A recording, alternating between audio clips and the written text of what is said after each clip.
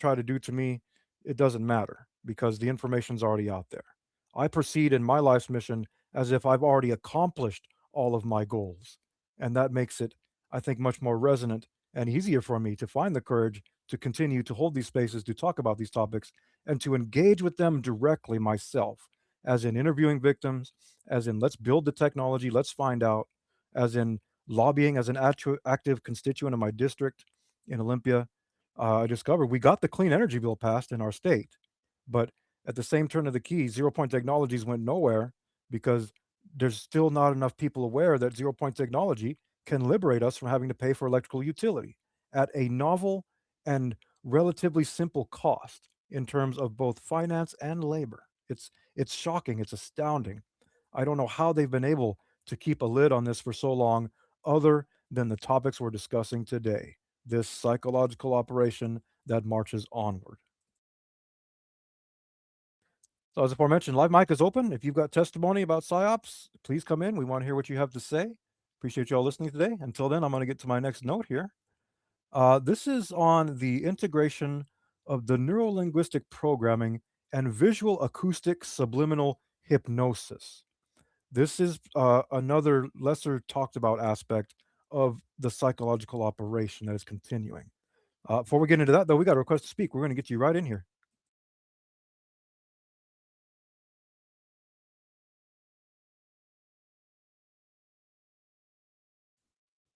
Ian, welcome to space. Nice to see you again. Glad you're here. Let us know if you can hear us. Yeah, I can hear you, man. Science Room just evolved into talking about a kid with autism, so I just left. Anyways, yeah, do you still have that document I posted up, or do you want me to DM you it? Just get to me now. I think I have it posted. But yeah, go ahead and DM it anyway. We'll get it up here. I'll DM it right now. I was speaking with Ian in a space earlier today, had some great feedback, some great insights. I know a lot of people have some reservations about the host of that space, but ultimately he is bringing voices and minds together. So can't say too much bad about Sign, you know.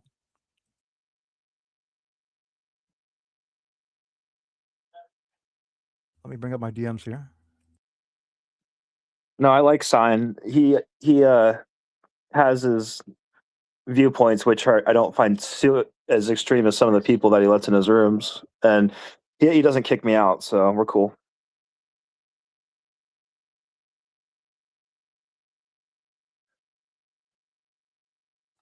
Okay, I'm looking at the doc here. I see DEF CON. Yeah, reference to the DEF CON conference.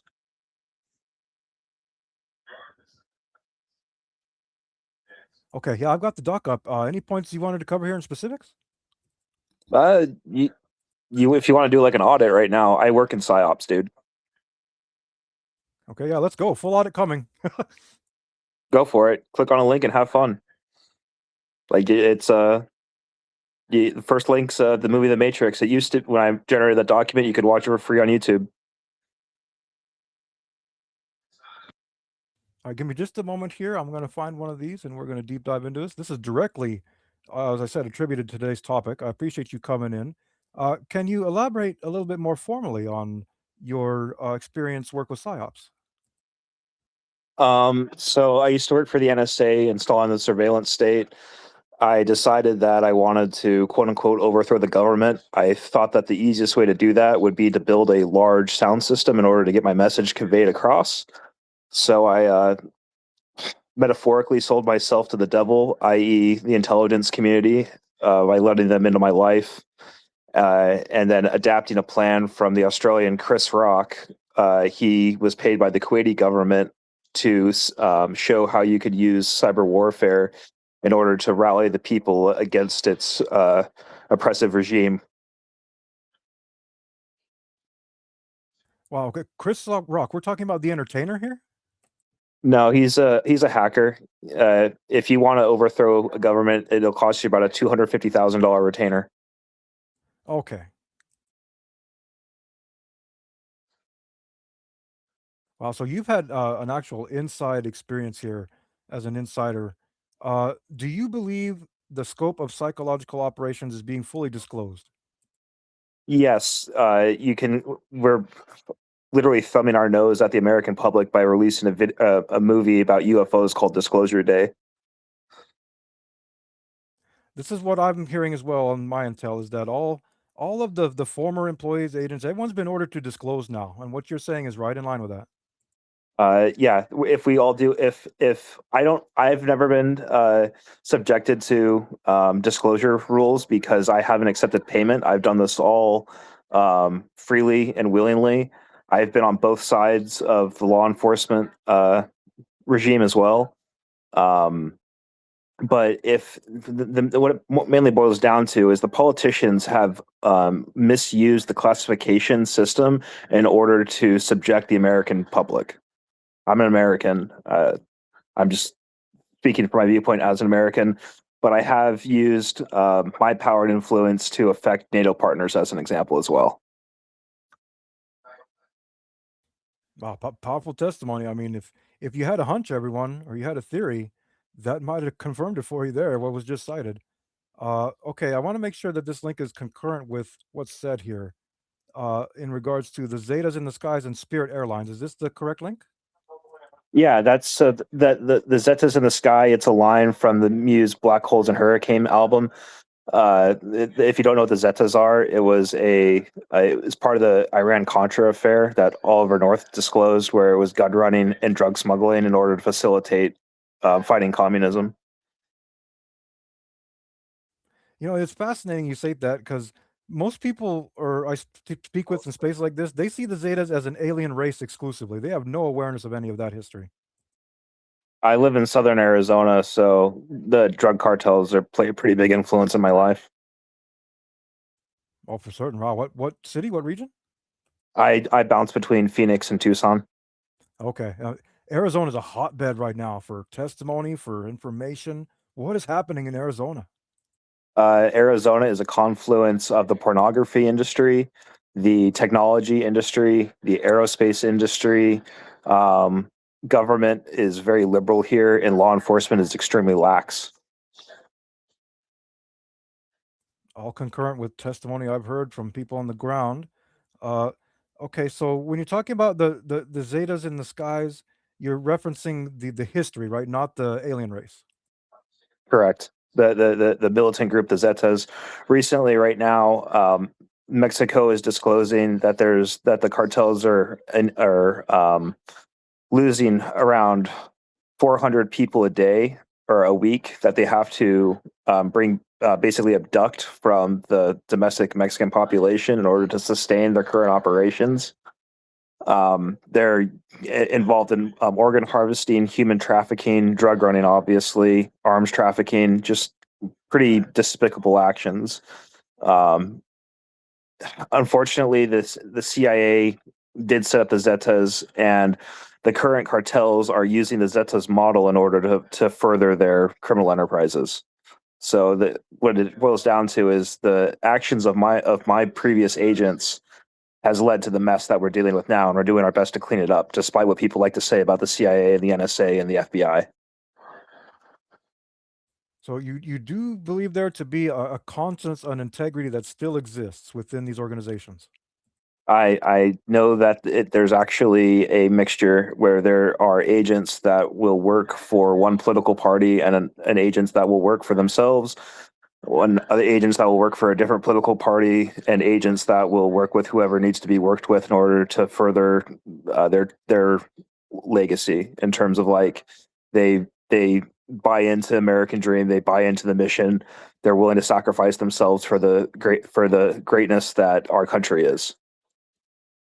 For God and country. Yeah, I hear that one a lot.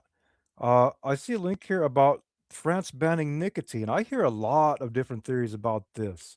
What is Are you familiar with the Yellow Jackets protest? I am, yes.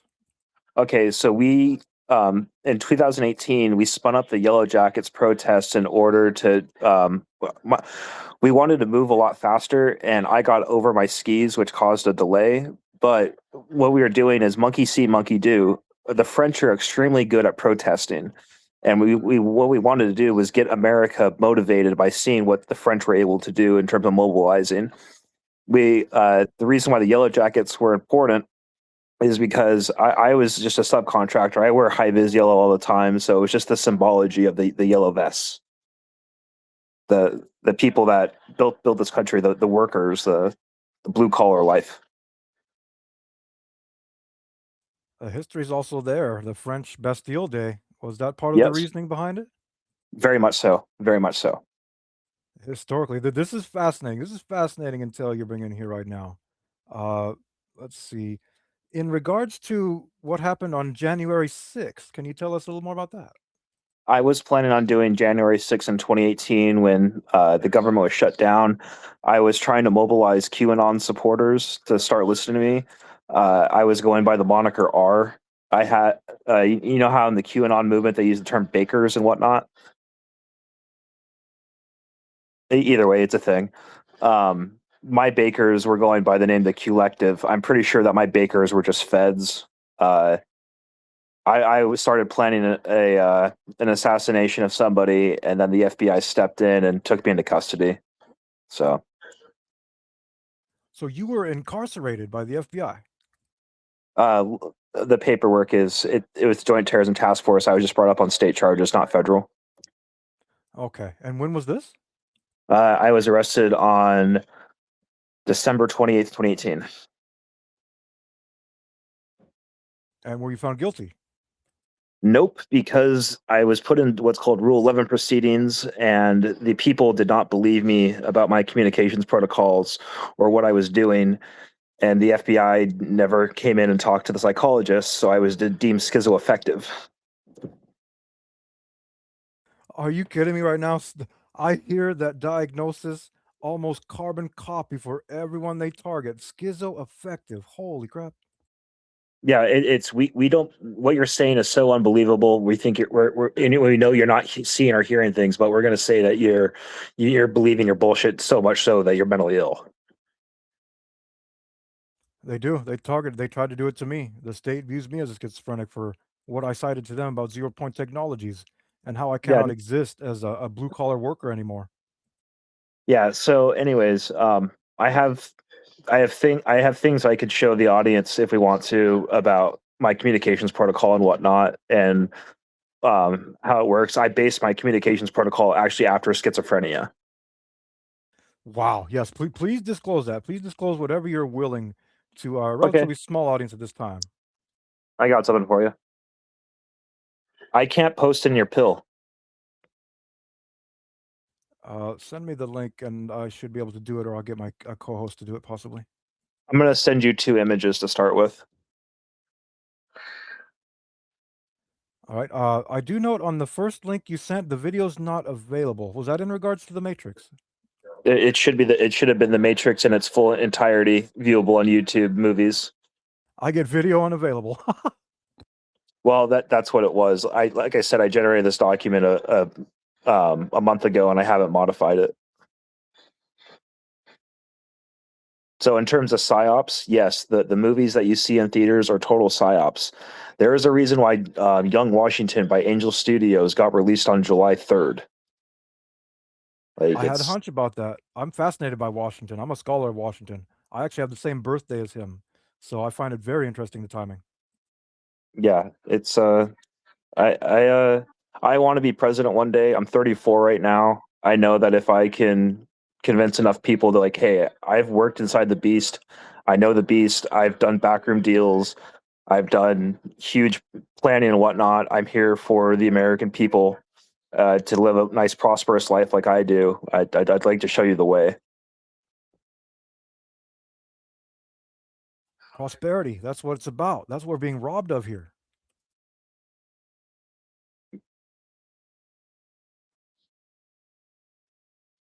We're going to get you in here as a co host, Ian, to post that because I want to make sure we get that information up here. This is important. Director of the OSS Stop. Can you explain more about that? Yes, I reopened the Office of Strategic Services, which was the precursor to the CIA as a private military contractor to do what I needed to do, which is basically a blending of the Central Intelligence Agency, Department of Homeland Security, and the NSA. So it is a collaboration. Oh, very much so. The agencies are all working with one another to get this done, and politicians do not like what we're doing. They have no oversight over us. We're all just contractors. And because of how I set up the system in terms of anonymity, we don't know. I know who I am, but I don't know who my other operators are. I can't rat out my other operators. Very much like a terrorist cell. Wow, yeah, that's the modus operandi. That's what I'm familiar with. These tactics, how it works. You're word for word. This is lining up with all of my studies and testimony I've heard from other guests.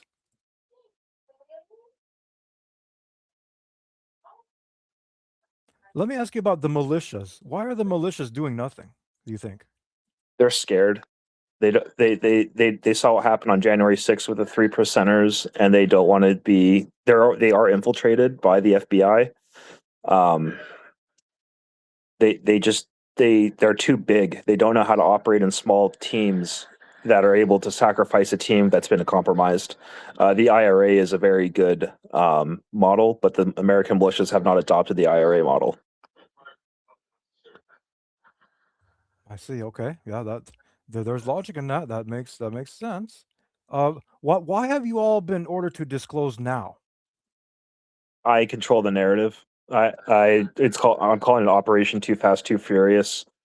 Um, we're going for mass deportations to facilitate the American labor pool's ability to negotiate with employers. Fascinating. And this has undoubtedly been well orchestrated and planned for a very long time. Yes. No, it's actually I came out of retirement uh, last year.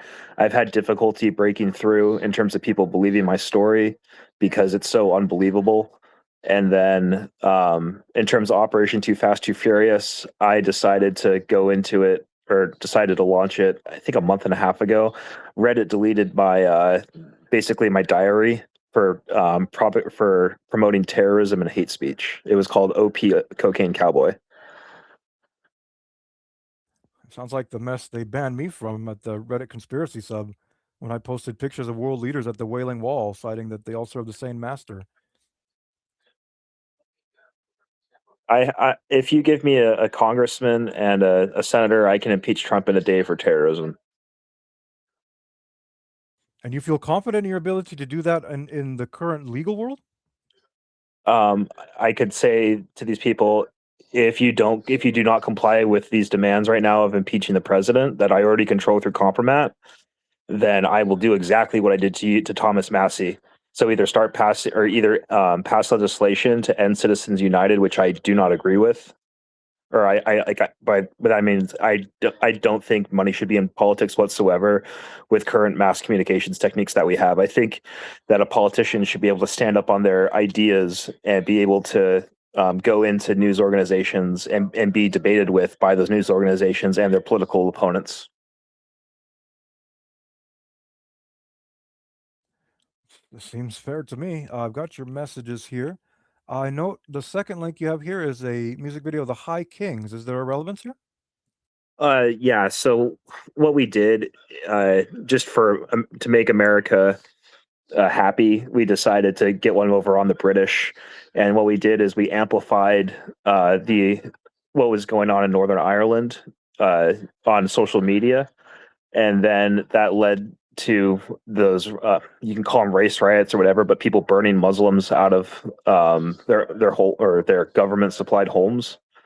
Um, the plight of the UK and the British common man about immigrants in their country taking up social services that should be going to the people that were there first is very analogous to what's happening in America with our immigration issue. So that song, the Irish, it's called Irish Roar. It's a straight protest song about being proud of Ireland and whatnot. It's a good song, but I threatened to like let's stir up the troubles in Northern Ireland again, and sure enough, the troubles reignited. What you're citing here is something like a national and international influence on a conscious into an individual level here. I've felt the same thing many times with some things that I've tried to enact. So there's a bit of kinship there.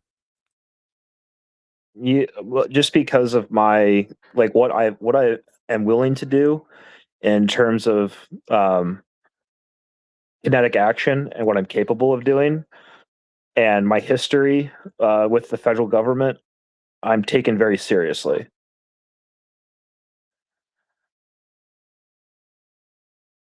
Lots of information here. I've got your images. I'm trying to get them posted here. I'm having some difficulty. We may be dealing with infiltration right here, folks. I wouldn't be a bit surprised. We know this happens in Space 4. You can just describe them for the audience, or I can walk you through what you're looking for.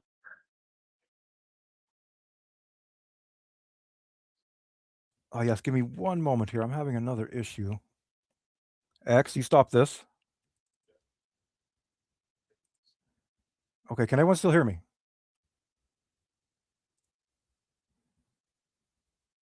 I got you. I don't know about the audience. Okay, I see there's a screenshot here. July 2026, anyone? What are we looking at here? Look at the username. Username 007N7. Okay, and then go to the second image, Okay, give me just a or moment. Second image is the kind of small. the other screenshot that has the same comment, but you're going to notice the username.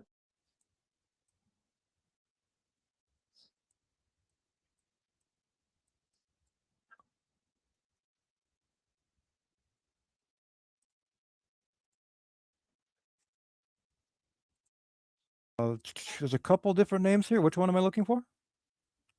It's going to say 007N7-Timu. Oh, okay. Yes, I see that now. Okay, so you see how it says that comment's been edited? Yes. We are astroturfing the comments to influence the public. But Okay. here's the thing though.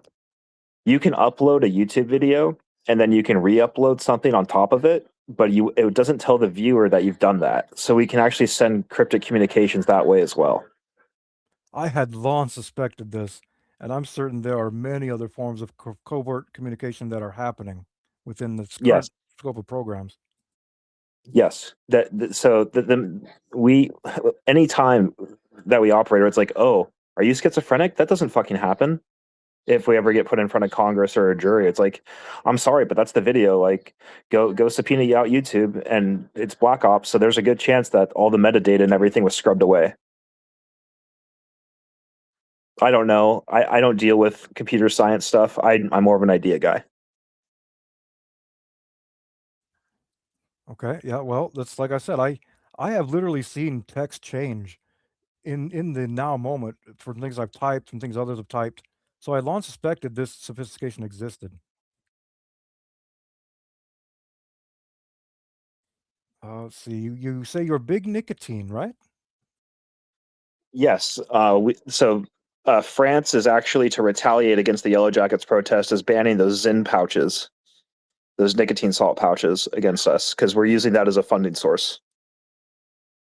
Okay, that became a source of funding for you. Interesting.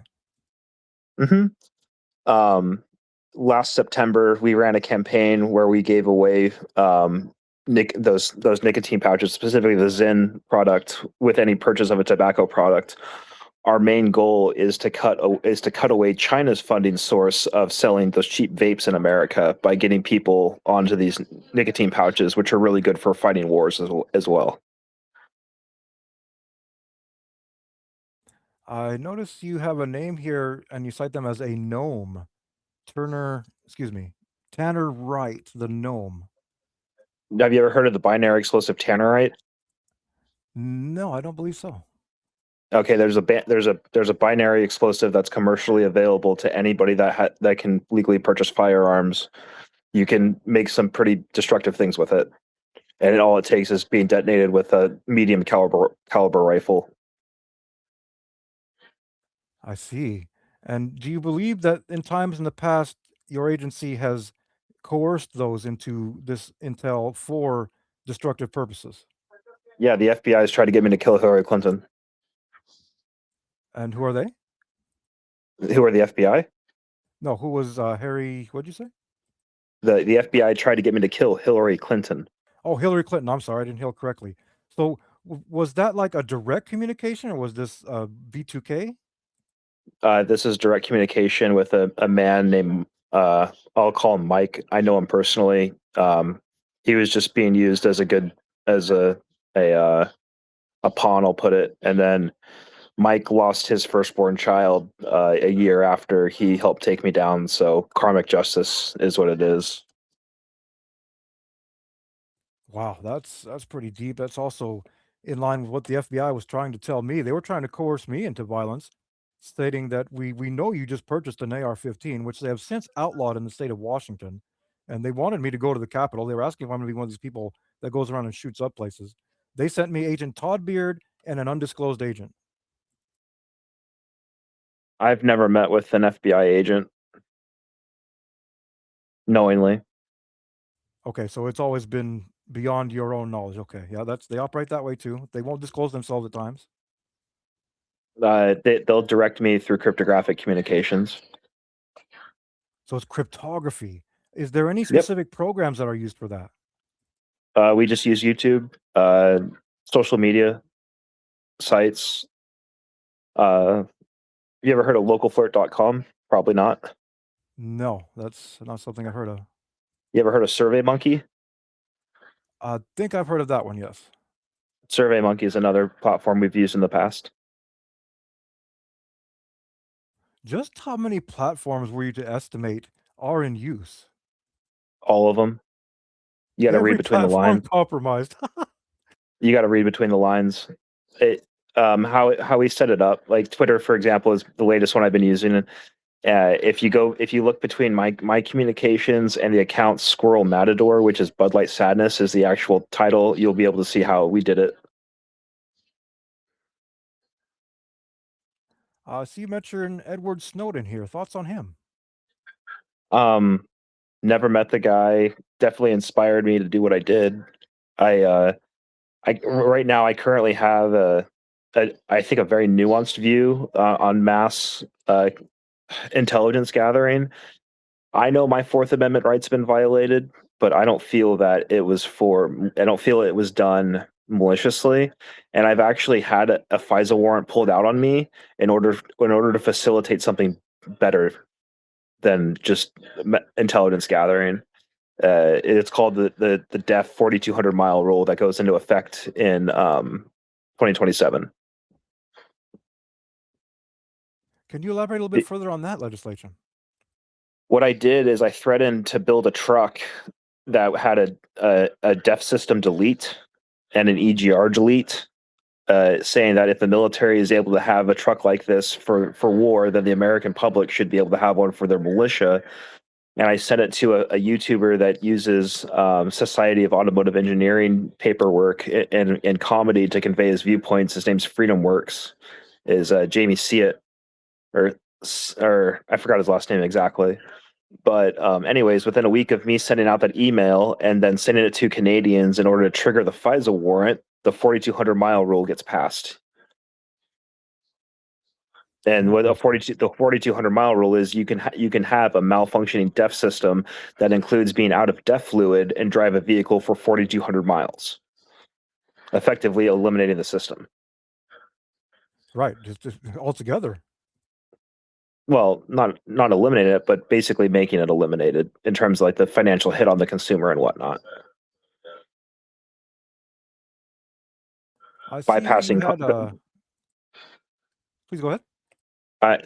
what it basically is we bypass Congress by threatening force. Force as in blackmail or extortion? No, raising like creating munitions, weapons. Okay, weapons.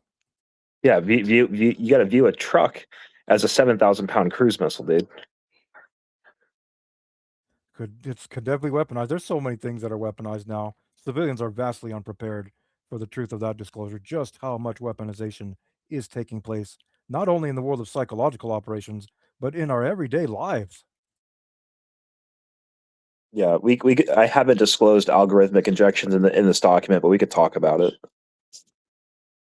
Yes, let's go into that. But before that, I see you had an interaction here with the Frito-Lay company, and then you were held against your will for a time? So I worked for a company called Velocity with that ends with an I under their Express Text program, upgrading their PeopleNet systems. It sounds horrible of a system. What it does is it connects into the CAN bus system of the truck, and it pulls a 5G signal in order to communicate with DOT servers and PeopleNet servers. It also has camera integrations. It's basically a rolling flock camera. And then you can also disable the vehicle and take control of the vehicle remotely, depending on how sophisticated the vehicle is that it's connected into. Right, which is essentially every new EV. Every EV has the kill switch, whether the makers have disclosed it or not, it's in there. If you have a vehicle with OnStar, Ford Sync, or Uconnect, or any of these connected services, your vehicle has a kill switch installed. Anyways, I wasn't mad about installing the PeopleNet system because it was actually beneficial for national security in terms of mitigating bad actors. I was mad about how the system was being installed. Something was brought to my attention. It posed a fire risk when I went to management about getting paid to fix it. They shot me down, so I said, "Fuck you. I'm gonna make you guys give me a golden parachute, or try to at least." I see you have a bit of a vendetta against Obama. What was the name of the institution that you were held? I don't have a vendetta against Obama. I just made a joke. Like I was in a psychiatric facility, and I said that part of when you're in a psychiatric environment, they'll ask you some standard questions. Do you feel like harming yourself? Do you feel like harming others? Are you hearing or seeing things that aren't there? So I was being cheeky, and I said yes, the president of the United States, and it was taken very seriously. And I spent 3 months in the Texas State Hospital undergoing a psychiatric evaluation for dangerous risk. Texas. I can't begin to hear or cite the testimonies I've heard from people who have been institutionalized in Texas. Can't imagine what you've gone through. Actually, it wasn't that bad because I come from a wealthy family. But if you're willing to work the system, you're gonna have to just view the psychiatric facility and the state hospital in Texas is just jail with drugs. If you're willing to program, they'll let you out. Really, so that form of negotiation actually exists with the psychiatrists, What do you mean? as in finances or some type of other interest that maybe a lesser patient would not have. Yeah, like say like if you're a homeless person that you don't have any money on you, you can work a job at the Texas State Hospital. You can take that money, and as long as you don't pose a runaway risk, they'll take you out in groups away from the Texas State Hospital, and you can enjoy a relatively meaningful existence there while you're there. The only thing you're going to be denied is sex.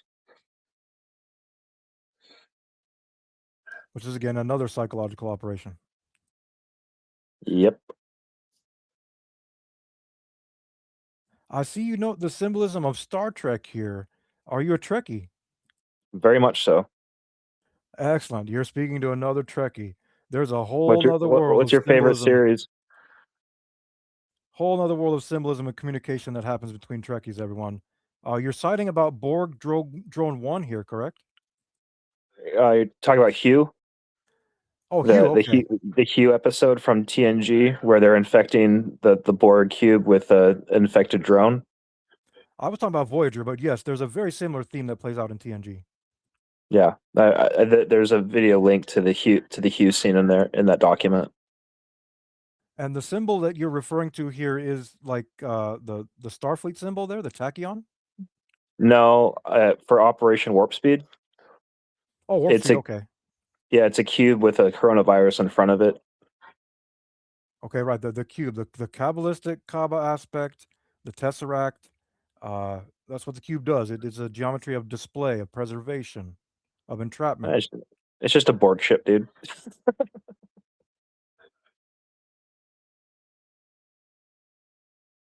Okay, we have a link here. You're citing a flag with two stars, which seem to represent two different governments. That's from the Civil War movie. Do you remember the meme where it's like, "What kind of American are you?" Oh, that movie. Yes, yes. Yeah, and it was to demonstrate what a civil war would look like in America. I've never watched it, but showing people like, hey, this is what you're in for if we keep going down this road. Either we can all get together against the government or they're going to pit us against each other. But what I was saying there is, yes, your vote does not matter. My influence campaign is so big and so compromising to politicians. We get what we want because we have the money and power. It shouldn't be that way, but that's the way it is. Are you engaged with cryptocurrency? Fuck no, dude. If I want to be president of the United States, I want the American dollar to stay the reserve currency. The American dollar is already a cryptocurrency in itself. In essence, yes, its value is essentially the trust of the people. Yeah, no, I'm full team America, man. I don't invest in currencies that are to subvert the dollar. I have no, and then also I live very cash poor. You can go ahead and try and sue me. You're going to get nowhere. I'm just going to Alex Jones you. I'm like, I don't have the cash. Fuck off. An interesting parable there. He's still got all these operations, all his own stuff going, and yet he had to pay all this money. Come on. Yeah, no, I am worth stupid amounts of money, but the amount of money that you can tie to me through paperwork and whatnot, good luck. Good luck. I see a post here. Fuck the bugs. What do you think about the disclosure of the insectoid races, supposedly? I when I was saying fuck the bugs, I was referring to China. Bug is a racial slur against the Chinese. I am not a fan of the Chinese Communist Party. I like the Chinese people themselves. The CCP, I've had some engagements with them. They're definitely not to be trusted. If Huawei didn't teach us anything about that, then I don't know how much more clear it has to be. So, I went to school for engineering, and the one of the reasons why I'm not a formal mechanical engineer is I don't want my ideas stolen by some guy in China that's just going to profit off all my work and undercut me. Fuck that. right, we encountered that as well with zero point technologies. There was a lot of infiltration, a lot of attempts to try and break our encryption. It wasn't until the FBI finally did it, obviously, that I had to move So forward with this dissolution. I'd like the audience to understand. Stop buying cheap shit from China. You're giving money to the enemy. Stop doing it. Like buying stuff off, buying anything Chinese produced is literally giving money to your enemy that wants nothing good for you. They're the Chinese are fighting an opium war right now. Much like America's fighting a fentanyl war, it seems like No, every nation is entrenched in this. that's what I mean is the Chinese are importing fentanyl to these drug cartels, and then the drug cartels are smuggling it into America.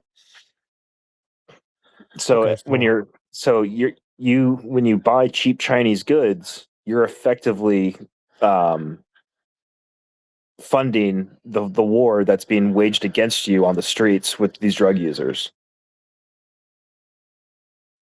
do you believe the invasion of Venezuela was due to the immense amount of trafficking, as the Department of Defense has cited? You got to think of Venezuela as just a big money laundering hub. Okay, yeah, that makes sense. It's price of oil went up after the invasion of Venezuela, but they're supposed to have all this crude oil, right? We're at war with China. We need to cut off as many oil suppliers to China as possible to deplete their reserves to bring them to the negotiating table to get them to start. I forget the exact word I want to use, but acquiescing to our demands. Acquiesce, that's the correct word, yes.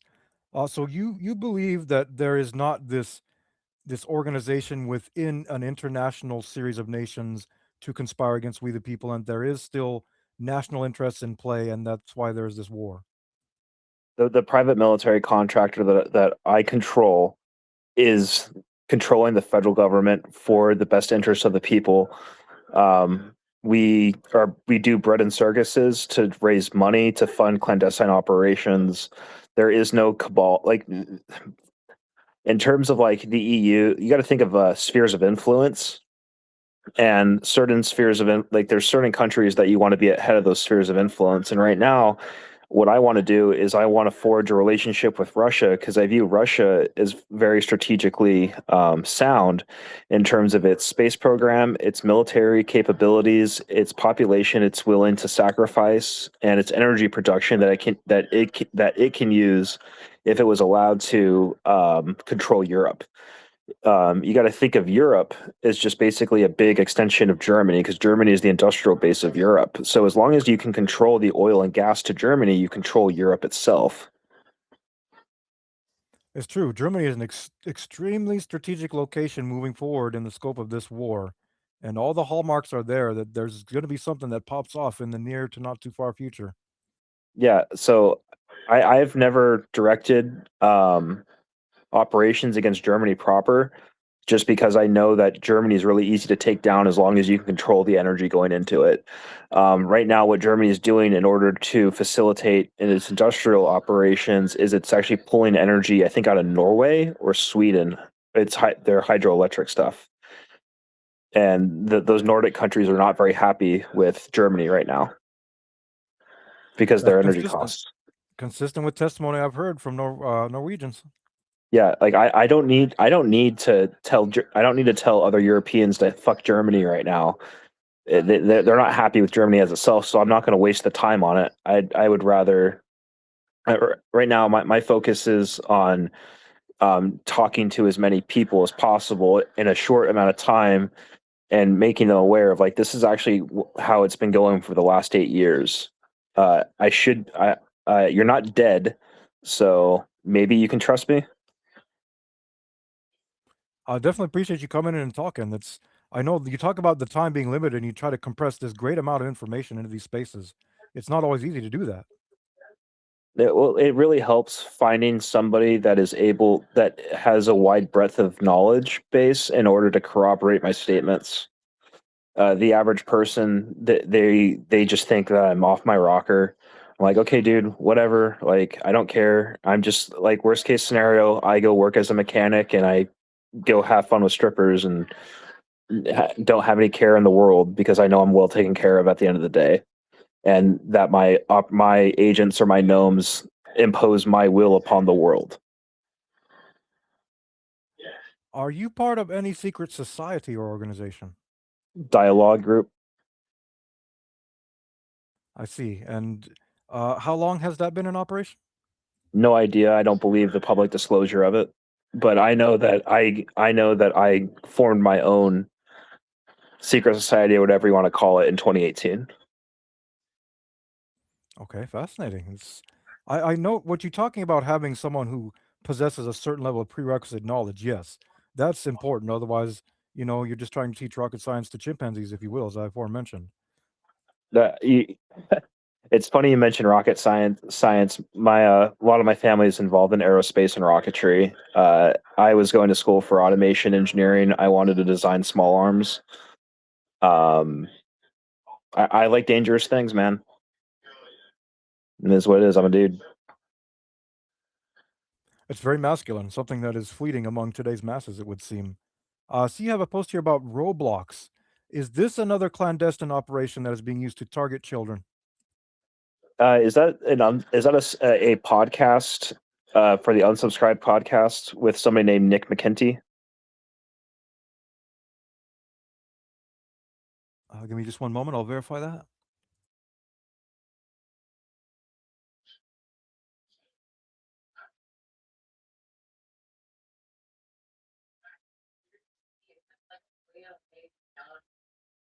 The video site's XCIA operative Hunt.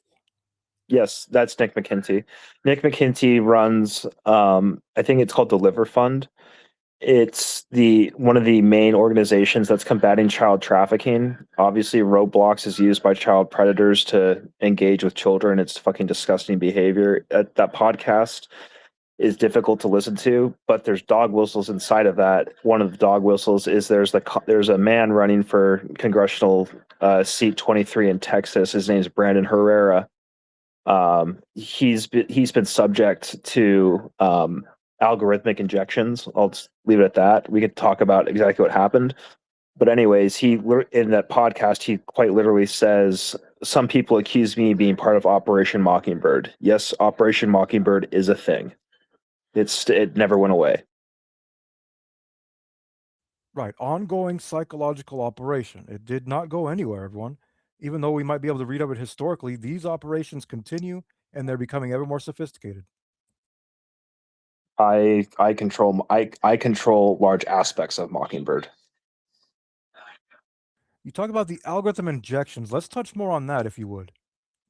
Um, so that unsubscribe podcast, for example, your phone is constantly listening to you, and I can have a human operator or I can have an AI push things to you in order to influence you. For example, the most recent thing that happened to me was I was driving down a street through the Maker District in Tempe. It's called Hardy Road. Fun fact: the gas station for Bill and Ted's Excellent Adventure is on Hardy Road in Tempe, on Southern. And while I was going down Hardy Road, they played the music video. I was listening to music on my phone, and the music video for I think the song's called Jim Bob, and I think the band's name is Hardy. And then the music video consists of FBI agents arresting a hillbilly that just wants to do drugs and shoot guns. Wow, it's good content for Hollywood. I swear, it just always seems to work out like that. So, in terms of, I can receive messages just, or I have to infer them. I'm like, let's say this. I was told to go to California. In order to do that, during YouTube ad breaks, I was played Madonna's music video. Um, the lyrics are "Time moves by so slowly." I forget the name of the music video, but it's one of my favorites. And then the Eagles Hotel California during YouTube ad breaks. Well, those artists aren't played during YouTube ad breaks normally. They're up and coming artists that pay for to be there are there, not established artists like Madonna or the Eagles. So that's an anomaly for me. I'm like, okay, well, I'll go to California and see what's up. I see. Okay, yeah, that's consistent with this algorithmic injection, if you will, this instant consumer to producer connection that's being veiled under the 6G. Uh, I notice you have a lot of songs here, a lot of music. There's a lot of truth in music, isn't there? Yeah, because working with musical artists allows us to disclose information. Uh, for example, there a lot of music is there from the artist named Poppy. It's the first artist I worked with. She's under the record label Sumerian Records. Um, there's also a short film in there. Um, from it's called The Most Perfect Person. It's 13 minutes long, and it will explain exactly what we did. And people just think it's art, but it's literally a disclosure. Are the artists themselves, the recording artists, always aware of this disclosure or not? I'm going to bring up Cash Patel's girlfriend, sir. Why do you think she holds security clearance? Okay, there you go. It's I know all recording artists are complicit with this, and what you've Yeah, just cited is confirming so it. quote unquote the Illuminati. Yeah, it's a real thing. I see. Yes, But indeed. The Illuminati card game would seem to illustrate many future events, and but just you need to basically understand too. It's a lot of artists use songwriters, so the songwriters could be the ones that are influencing the artists without the artist's knowledge. okay. Yeah, that's true. It's interesting that they all have complete awareness of it, but if they disclose it, they can get in some trouble. Yes. No, Okay, that's what I've noticed too. Because Prince, he's had been talking about chemtrails, geoengineering. I noticed a lot of the recording artists who speak up, they never really face any sight or any form of repercussion, if you will. Especially the old. the repercussions that they face is from the general public writing them off is crazy. Okay, yeah, so it goes to the public then.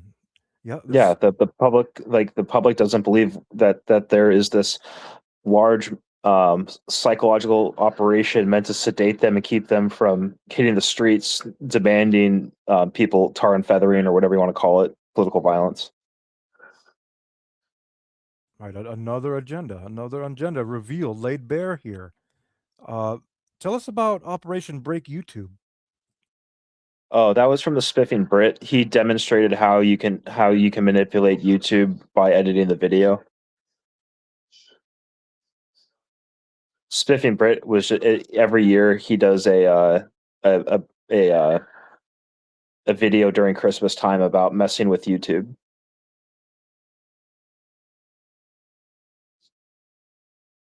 Okay, I see another link about PBS to eliminate 15% of jobs. PBS has already made some serious cuts. Yeah, PBS is just fucking the CIA, dude. Fuck PBS. I'm tired of that shit. I tell people watch Sesame Street with your new eyes, with what you've learned. You might see something different. I'm All but I'm confirming that. I'm trespassed from the local NPR station here. This week I went to the NPR station in Tucson that I've never been to. I had to talk to some fucking woman wearing a face diaper who told me that in order to get something ran, I'd have to go submit it to NPR. I'm like, no, I don't want to get fucking stuck in an inbox. I want to talk to somebody physical. Like, why does a radio station need to have bulletproof glass and armored up doors and everything? What are you guys doing here? Right? If people knew what the fraternal police cult was really doing, they might not call them their heroes. Yeah. So I enjoy NPR. They disseminate my shit. They just don't know who I am. And this aspect of anonymity, do others within your organization also operate under this umbrella? No, Elon Musk literally will throw a Nazi salute at you. Indeed, he's been pretty forthcoming with some recent disclosures. Yeah, there's a reason why I'm on Twitter. Like I could have went to any platform. I have some stuff on Instagram and whatnot that's been allowed to stay up. The person I wanted to assassinate was actually Mark Zuckerberg, and now Mark Zuckerberg is giving away flock cameras for veterans' faces. Yes, he is. He's doing it very openly. I see you Yeah, cite here that you've never actually spoken with Trump, but you have some type of coded correspondence. yeah. If you pull that up, so you're familiar with the Jewish space laser conspiracy? Yes, I am. Okay, so what we did is a team was organized to compromise power lines the same way that power lines were compromised in Kuwait in Chris Rock's disclosure about in 2016 of his 2011 actions. So Wow. Yeah. Okay. one second. No, I'm talking. You want me to go somewhere else? Yeah. So, anyways, the power lines were compromised, and then Donald Trump goes on air saying that the best way to prevent wildfires is he learned from the Finnish president to rake the forests, and then there was a large social media campaign from the Finns mocking him. So I'm reading that now. That's rather interesting, as ultimately all these fires and damaging smoke that comes from it could be curbed by geoengineering. We have the patent of snowpack augmentation. Why is it not used? So, what I'm getting at when I said that I can impeach the president if I wanted to, I could bring up the American public. The president didn't commit an act of terrorism; he covered up an act of terrorism. Cough, Epstein files, cough. I know what you're citing is different, but Yeah, no, that's the thing is like people hit the streets. Like we're trying to get you to hit the streets because once you do, then we can call a national guard and then start mass deportations. yeah, martial law. That's part of the whole agenda here, the greater Israel agenda that's marching forward. It's all But dominoes. people are so paralyzed by fear, hence the militia's not rising up. Yes, fear remains a powerful controller. I'm not sure how bitter our plates must become before we can no longer eat from them, but I ask constantly. Well, I'm pretty sure you've seen the public sentiment. People don't have the money that they need to live a fulfilling life right now. Price of gas, price of food, chances of owning your own home, taxes, just everything. We're trying to get the people angry in order to get them out of the streets. Like when are they going to hit their breaking point? And then we're on the backside of it. We control large chunks of the media that people use to sedate themselves. That's true. That's becoming ever more evident every day. Even mainstream media is covering that one now. Yeah, like no matter so in special forces, it's called a dilemma. No matter what you do, I win. Either I'm getting your money or I'm getting your support. Exactly. That's part of this militant entity that disclosure is revealing to more and more civilian people. Ethics largely don't apply here, everyone. No, this is unrestricted warfare against the American public that's been dealing with unrestricted warfare by another enemy. Like, I'm what I do is not nice. I know that, but I give you the stuff to rot your brain. So, truce? I don't know. Do you think there can be some type of coexistence that will come from all these disclosures between this great divide we have between civilian people and other more military minded people? I wish that people would understand that there are elements in this world that are smarter and better than them and that have their best that have those people that aren't as good as or that are I'm not saying the word lesser, but just not as capable. Um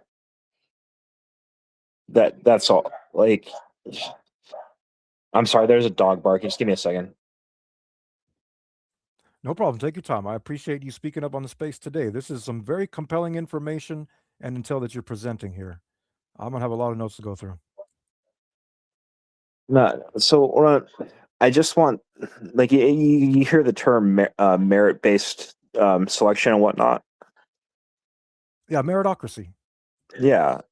So I'm a full proponent of that. I realize that there are some people that just don't have the capabilities that somebody like myself does. That's fine. But at the end of the day, should your vote count as much as my vote when I do all this and you just go push paper at a cash register? It's true. I've touched on this in past spaces with the coming 6G biointegration. Where does the value of humanity lie when humans have become obsoleted for labor and maybe even for more creative endeavors? Where is that going to be?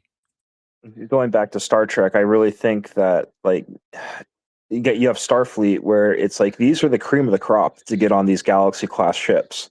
These is the best that the Federation has to staff with.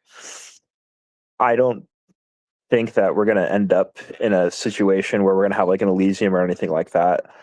But I just want people to realize that there are elite people out there that are better than you that don't want you dead or anything like that, but they want you to understand that it's like, hey, it's my way or the highway, and I'm going to get it one way or another. You can, and please don't shoot me because it's not going to end up well for you anyways.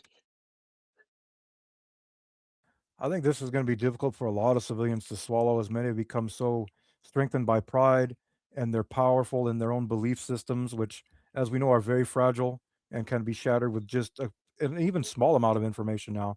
I think this is the Yeah, upheaval that they're predicting will come from disclosure eventually, the pastors and everyone. corporeal, we were made equal, but intellectually, I am better than. I like to say I'm not second to none, but I'm second to some.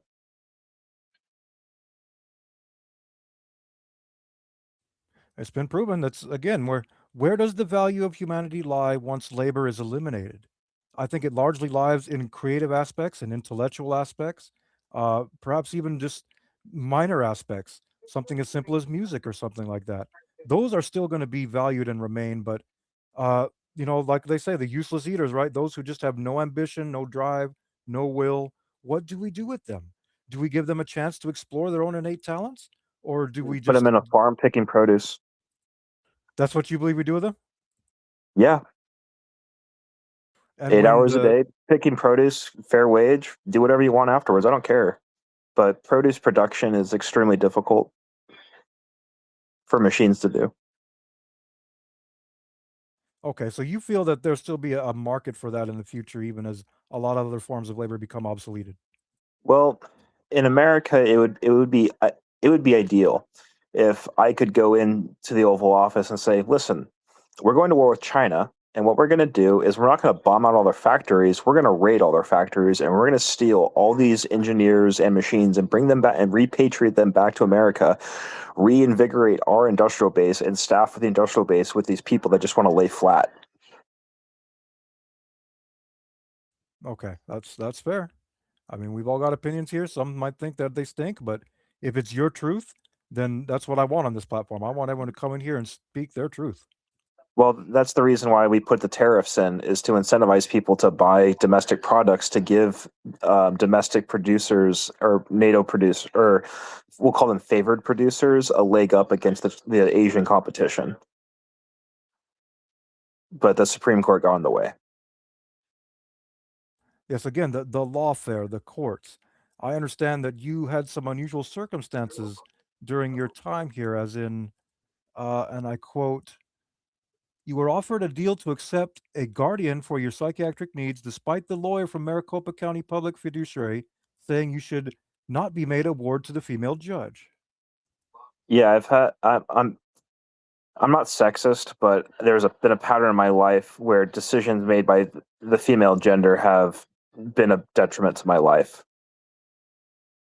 I think it's women using emotion and thinking, trying to make decisions what's best for society over the individual. I see. That's fair too. I've had instances in my life where I've thought the exact same thing. Now, I do appreciate women for everything that they do, but there's some aspects to life that most women are not. When I say most women, statistically, women are not cut out for.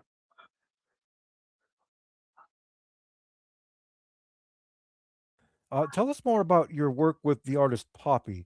I know that she goes quite a bit heavy on the subliminals. Yeah, so I was first introduced to Poppy, uh, and I liked the music and whatnot. So I said it in there in that document that I bluffed that the song "Computer Boy" was about myself. The this you could I don't know if you have a way to pipe in audio right now, but the song is called "Computer Boy," and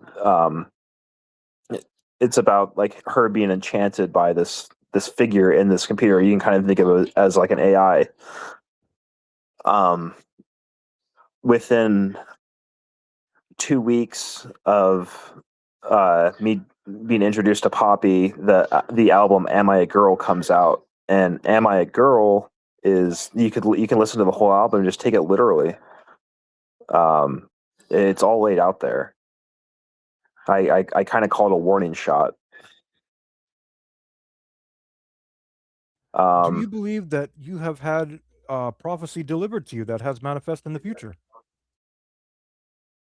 um, no, I believe I've had disclosure from Poppy. It's disclosure of what's been done.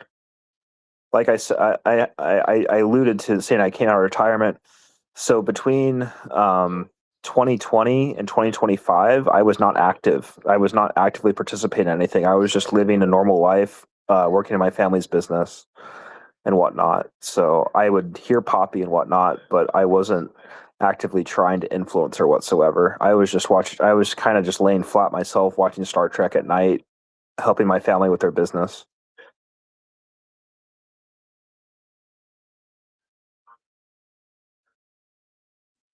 Fascinating. You cite here that you're a Laplander. Could you please elaborate more into that?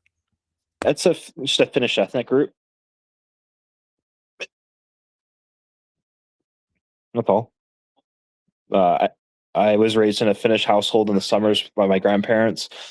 My parents didn't abandon me, but they left me to the care of caretakers during the school year so that they could pursue material gains. The people that really raised me and instilled the way I view the world are my grandparents. I miss my grandparents. They were very wise, and I definitely feel the resonance that you had from them. Uh, may I ask, are any of your family members part of any fraternal or secret society, or have they been in the history? My grandfather was a proud Rotarian.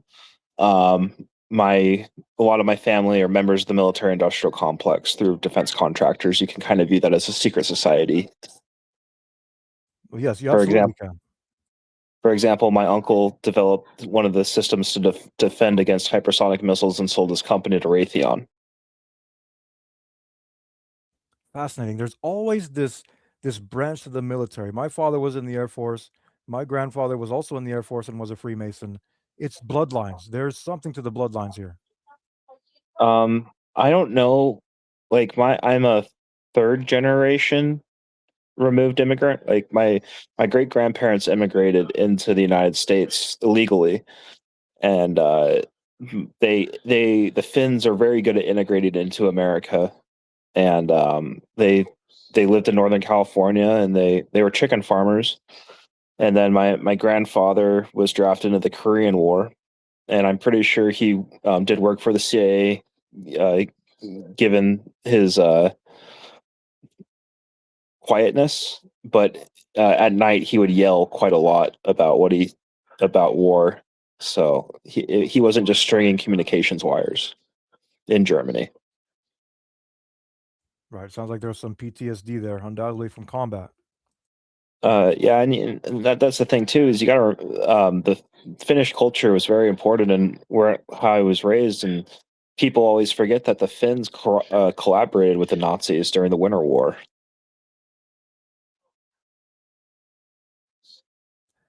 You say that you were guided to California by strategic music videos.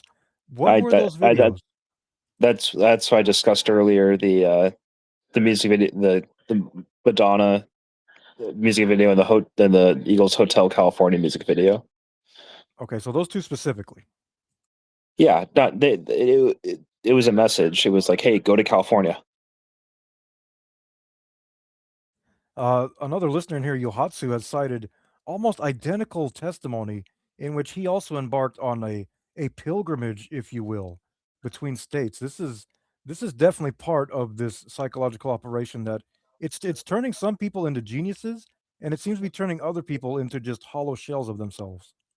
Well, my so I want to be president of the United States. My biggest political rival is Gavin Newsom, and because of his corruption of with PG&E allowing them to keep the power lines on during the Paradise Fire, Gavin Newsom is under FBI investigation currently. I'm not. Are you a Republican? I'm a centrist, pragmatist, whatever you want to call it. I I I lean more towards the Republican ideologies than I do the Democratic ideologies. Um, my I don't believe if I was going to go super far right, yeah, I'd be like, what do we do with these people that just want to lay flat? Well, that's easy. Put a bullet in their head and be done with it. I don't believe in that. All right, and you view Gavin Newsom as essentially an enemy of the state and some type of potential foreign actor? I don't believe he's a foreign actor. I believe he's been influenced by corrupt or not corrupt. I believe that Gavin Newsom is been corrupted by the pursuit of money and power. It happens to so many. Once you get in that ring, in that stage, you start to really comprehend what politics is now in the modern age. And it's a lot more than just lobbying and constituent work and speaking. I'm due due to my lifestyle that I live and how much I'm worth. Good luck putting a lobbyist in front of me. Like, what do you want? Yeah, you can lick my fucking boots. I do not care.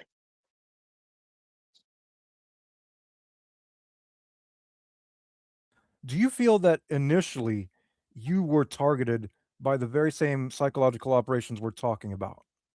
No, I actively pursued out the Secret Service when after I had the issue with the NSA subcontractor. Okay, so this was your pursuant. You were seeking this in many forms. Yeah, no, in that document I clearly say I wanted to overthrow the government without committing insurrection. That means winning through elections or creating enough chaos to rise to the top. Ordo ab chao, if you will. I'm not familiar with that term. It's Latin for order from chaos. Okay, yeah. All right, I think I'm through most of the doc you sent now. There's a lot of information here. Again, I appreciate you being so formal and straight up with us here. It's rare to find a guest who not only possesses this level of intel, but is also willing to speak it. Like I said, I got so much compromise on other people. Good luck. Like I'll put it succinctly. I swing a big dick in the intel and the special operations community.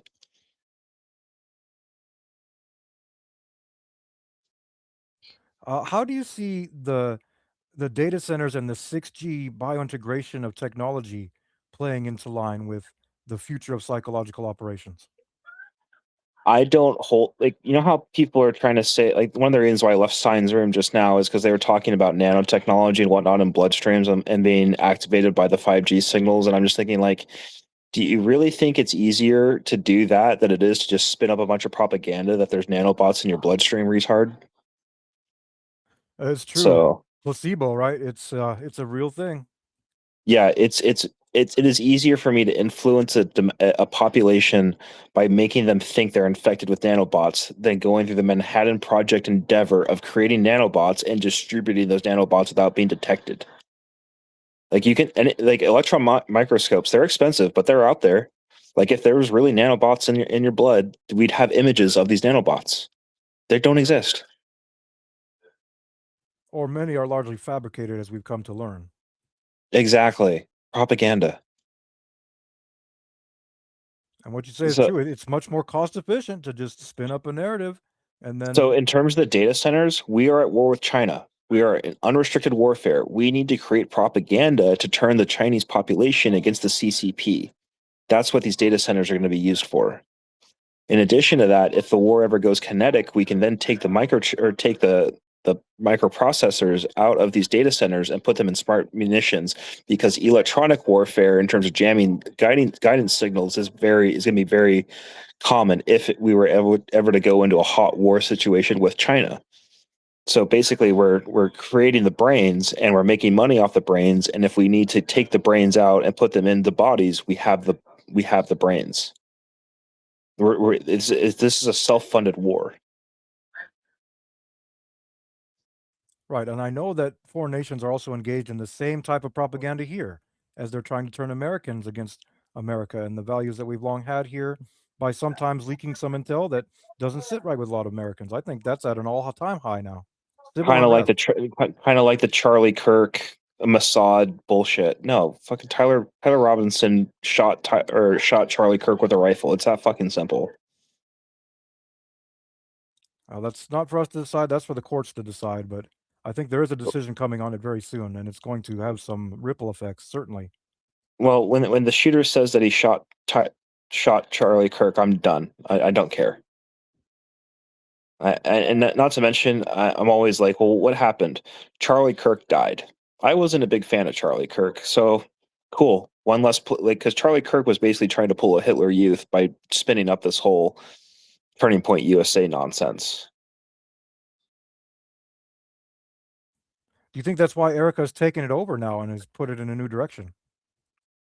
I think Erica realizes the windfall of cash she can come into by keeping Turning Point USA and profit. And I'm going to use this term that's very difficult for people to hear, especially when we're talking about a potential loved one profiting off the death of a loved one. Like it's just dollars and cents. Like she has this huge base of people that follow Charlie Kirk. Why not monetize them? Look how Erica Kirk dresses. Is it she looks like she's a female Fidel Castro. Yeah, she also wears the symbols of someone who's working with the secret societies on she has the rings. She I notice she speaks very well. I notice she does certain gestures as she speaks. I think she is definitely being subjected to some type of handler that is orchestrating her.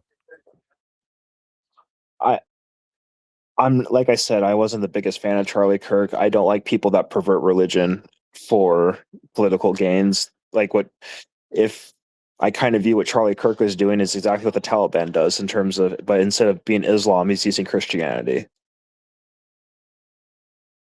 Religion as a war doctrine and a tool. We're seeing it all too often now.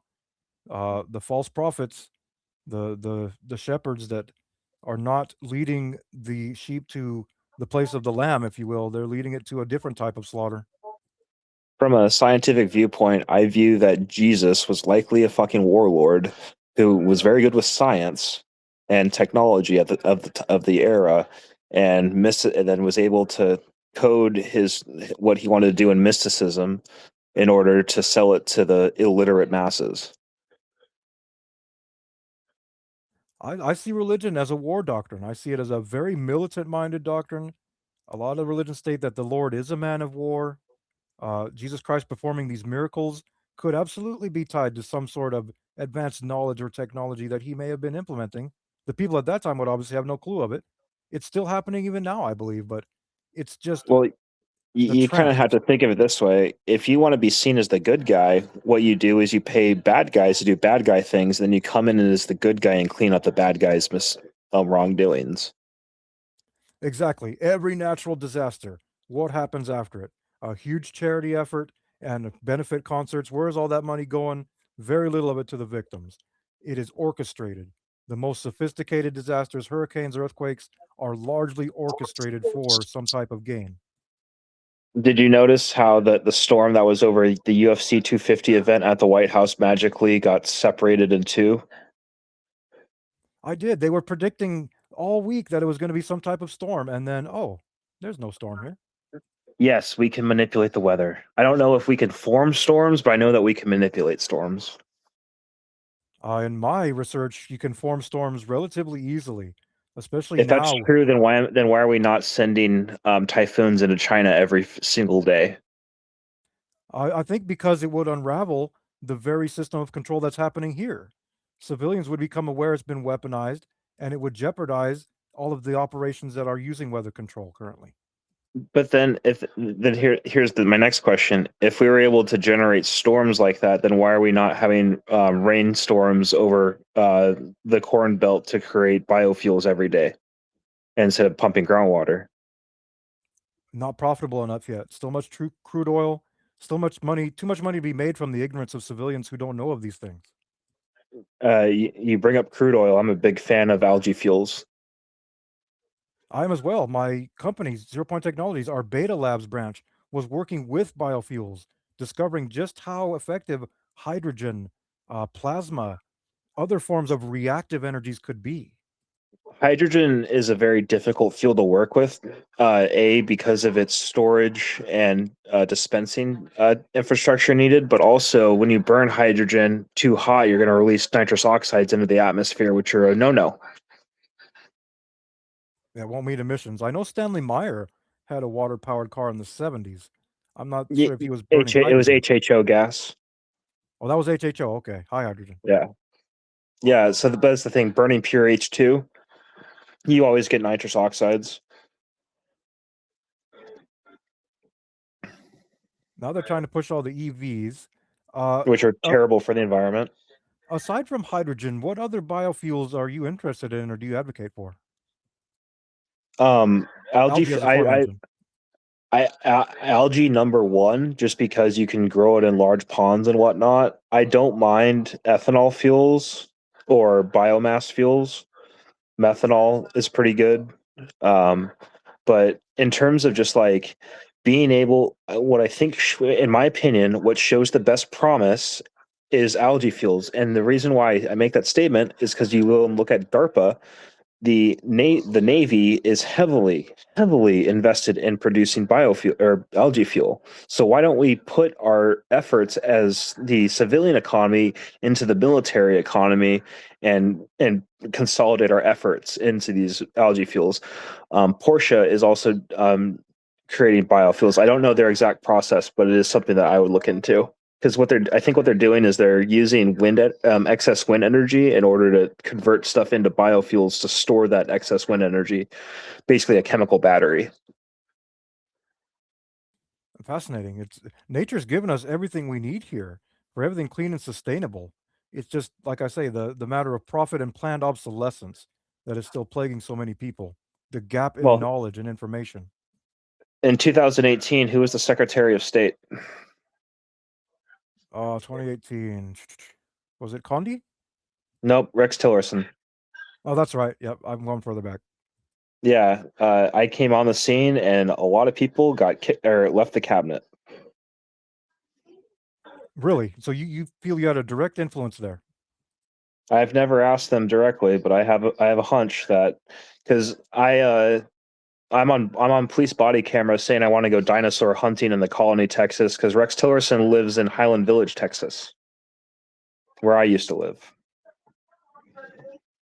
Do you believe there are bounties put on politicians' heads, similar to what happened with Governor Walz in Minnesota? No, but there is a Black Ops organization skilled in psychological warfare and political assassinations, evidenced by what happened to Lindsey Graham recently. You believe that was some form of assassination? I would not doubt it. And what about Mitch McConnell? Old age. Okay, so Graham, you think has maybe something else going on. McConnell, purely old age. Yeah, but here's the thing: we released COVID intentionally to target boomer populations. I had long suspected that, and there's a lot of evidence of that. My mother was targeted by it. She believed a stranger called her doctor rather than her own son, and she decided to get vaccinated. And I watched her condition decline in the months following to the point that she couldn't even tell what day it was anymore or get around the house. It was a You you have to kind of think of COVID as a bioengineered virus designed to target people that don't take care of themselves or that were already on death's doorstep. The vaccines are just a way for us to make money. depopulation agenda being made very clear here. I was blowing the whistle on this from the very beginning. My videos That's removed from YouTube. that's the thing is we don't want to depopulate everyone. We want to depopulate the people that are the most draining on society. And by we, you're citing the federal government? No, the private military corporation that I set up. Okay, the private militant entity. Do you believe at some Correct. point there will be a sort of coup with the military taking over for the politicians? No. Okay, you don't believe that will happen? Why? Um, we have, like I said, I swing a big dick in the special operations community. We're good. Like if if the military wanted to step in at any point in time, they could have. They are privileged to the information I'm sharing here with you today, and they're not stepping in. We are doing this for our military members, or we're doing this for a lot of people, but specifically, or a large group of those people are the people that have made that ultimate sacrifice to use violence to perpetuate the ideals that America has been formed on. A major taboo that everyone would have you believe is completely wrong, yet has always been proven to be extremely effective and is the one means that we are all indoctrinated from birth to fear combat.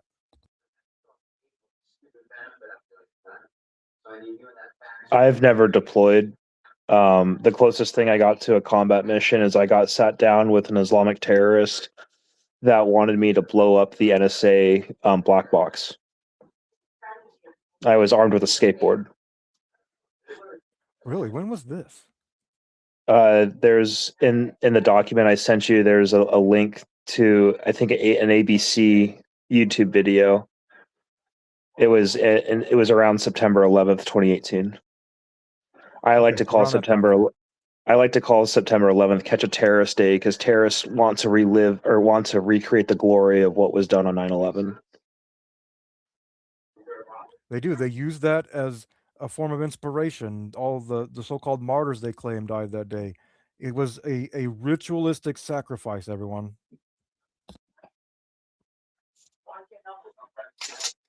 And indeed, right after it happened, there was the huge boon in security and the push to go into Iraq for the weapons that were supposedly there that were never found. There's always ulterior motives in play here. As aforementioned, one of our guests believed that the free energy Stargate is being held in Iran right now, and that if the United States could capture Iran, that there might be some sort of energy disclosure that follows it. I'm not quite sold on that, but in this day and age, you really can't dismiss anything. I'm a very much if I can't see or touch it in person, I don't believe it. Just because of when you work in propaganda, you just become pretty jaded to like it's easy to make up stories to get clicks. How long have you been working in this field? Since 2018, 2018, so about 8 years now. And during that time, do you find that you have been given a sense of accomplishment or reward from the work you've been doing? my reward has definitely been seeing that when I want something done and I can write a convincing argument for it, that it's usually done. So your own innate influence and power. That's something I Correct. feel I haven't everyone. I haven't I haven't directly benefited financially from anything I've done. Like I don't live in a big yacht or anything like that. I sleep on my buddy's floor. Okay, are you somewhat isolated, you say, socially? No, I have a healthy social life. Okay, see now, yeah, that's definitely something different I see from those who are working in the community and those who are being, targeted and subjected by those who are working in that community is the social Um, isolation.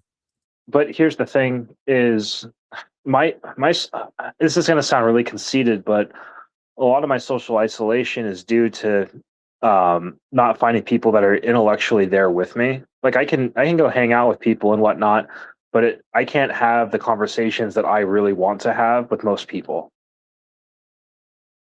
I can definitely relate. That's why I came into spaces. I actually found interest, good questions, feedback, helping me to understand more information on this intellectual level that it still seems many are just incapable of even beginning to process here. There's a huge gap Yeah. here in the neurological, the gray matter in people's brains, if you will. So that's why I'm in media, is to show people it's like there's people out there that know things that you don't know, that can freely talk to you about that, and you won't believe them whatsoever, and you're just going to call them crazy. And I hate being called mentally ill. It's one of my biggest triggers. It seems everyone engaged in this field is always subjected to that in some form or another, no matter how intellect or how integral you are. That's because the common man's been indoctrinated into the system. That's true. The straw man. Not so much the straw man, but in terms of just like doubt, like their skepticism is so high. Like, why would you like? When I was talking to somebody recently, she said, "Why are you telling me this?" And I'm like, "I don't know, I'm just telling you it." Like, when what I was really doing is I was sussing out our business because I wanted to acquire it.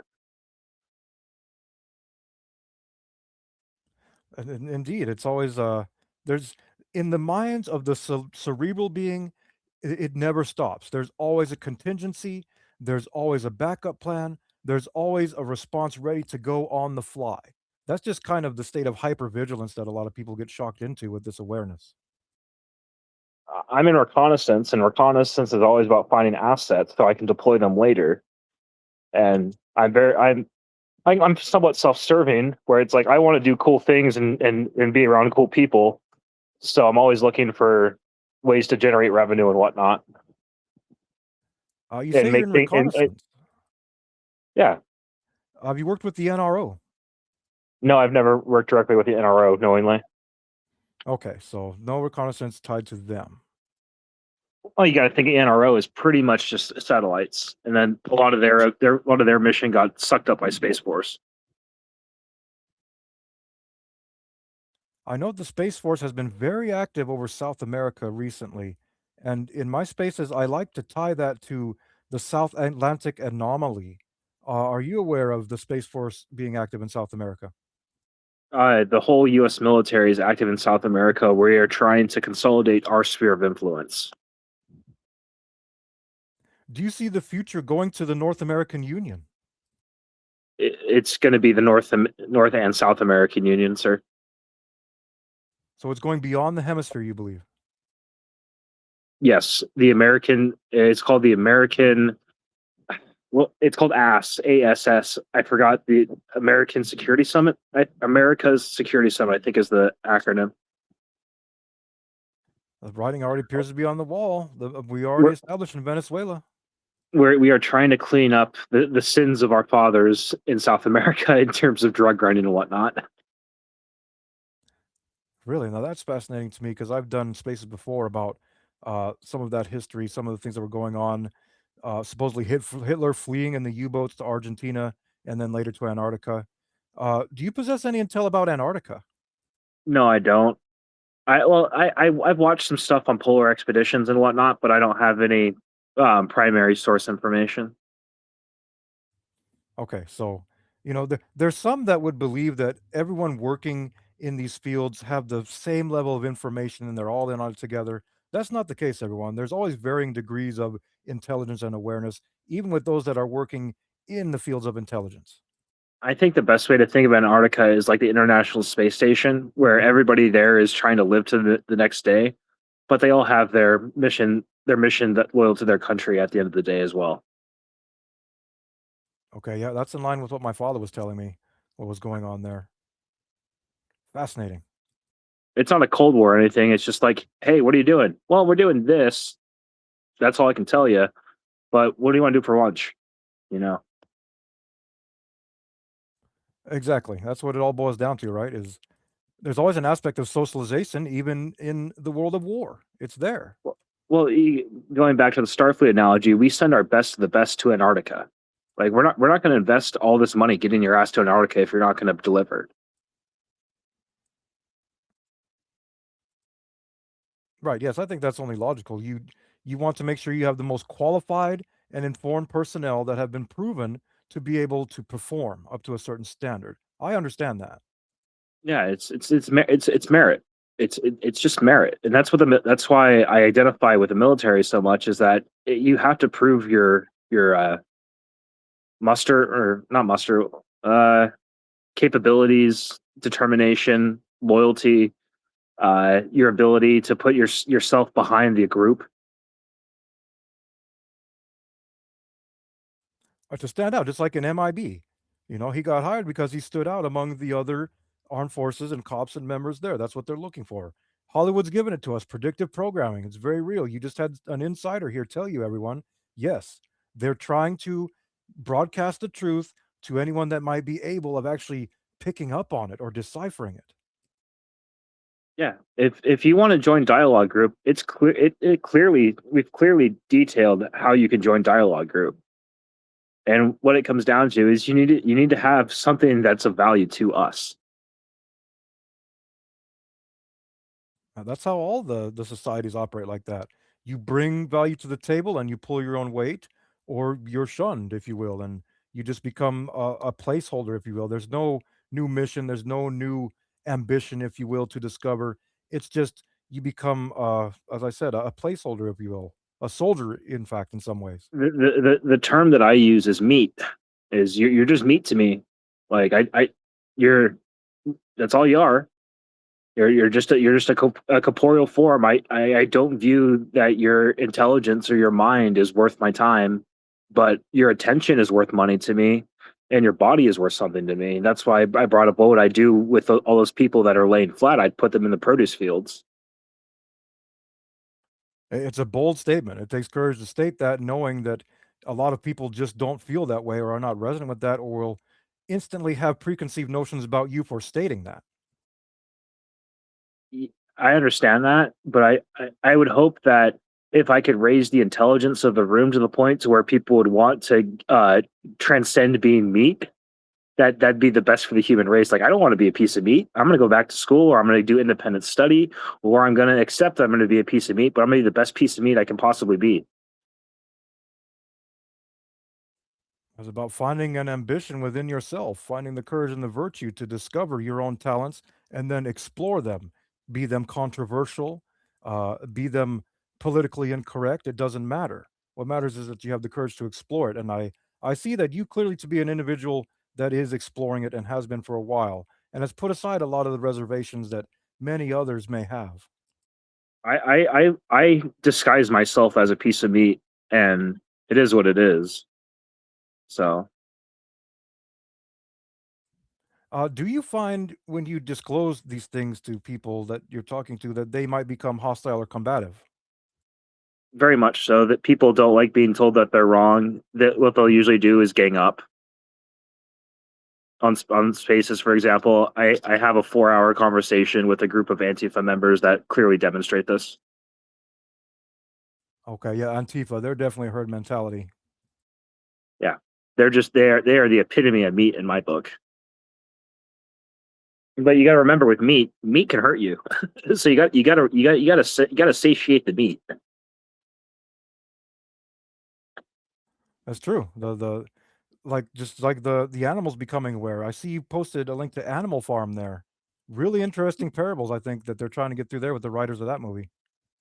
Yeah, what the So Angel Studios, the same people that released Young Washington, it's a Mormon-based company.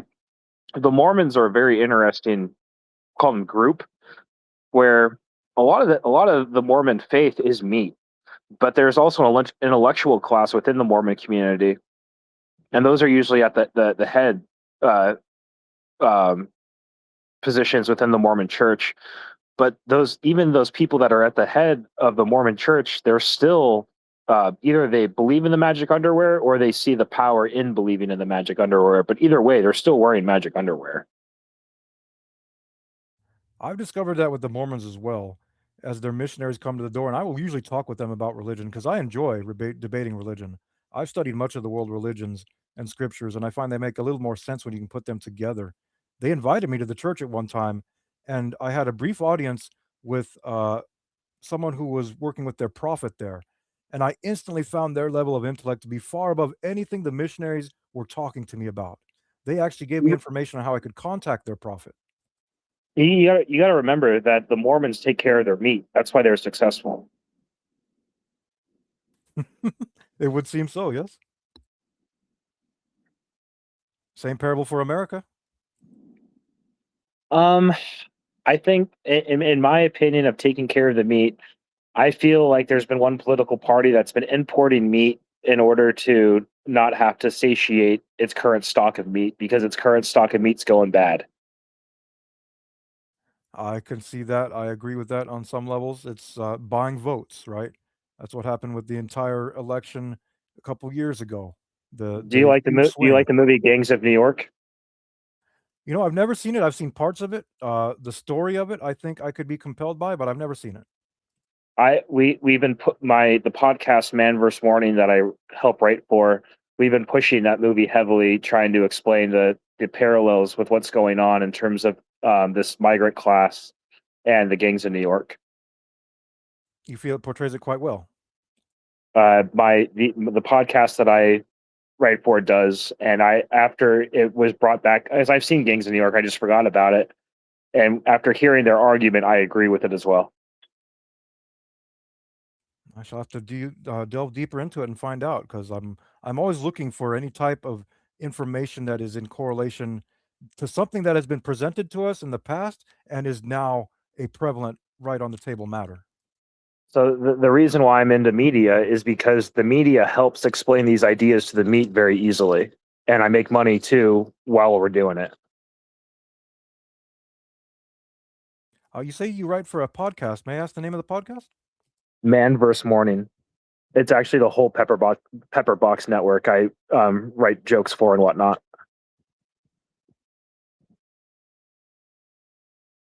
I'll be sure to review that. Thank you.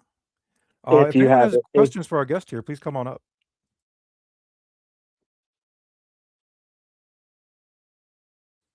Quick reset here. We're discussing psychological operations awareness today, and Ian Slater has just dropped a great wealth of psychological operations awareness on all of us.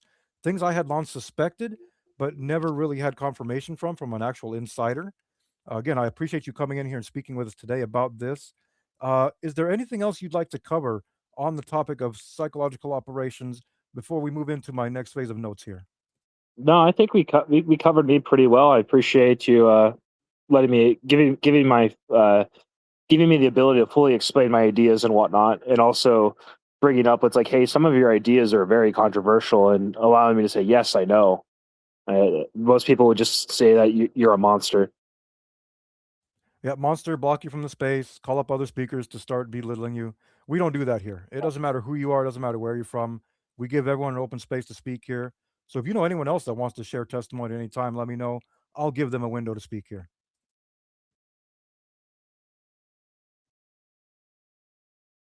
And again, I appreciate so much the information that you've provided with us today. I'm going to review more of the files that you sent, and I'll have follow ups on that. I need to take a brief hiatus here, everyone, as I need to use the restroom. So we're going to step away for like 2 to 3 minutes here. Please sit tight, and we're going to be back with the remainder of my notes and going through some of the wealth of information that was just divulged here. Wow, great stuff, awesome stuff. Thank you so much. I'll be right back, everyone.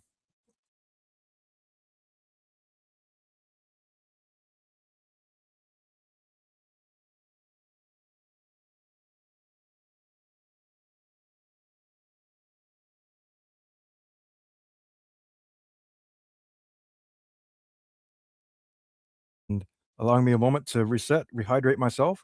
Lots of speaking here. This is thirsty work, everyone.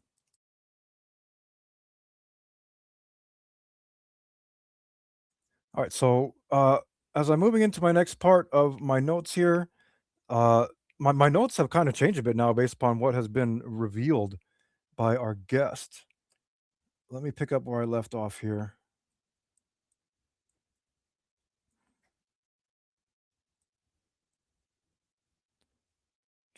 There's that. We covered that.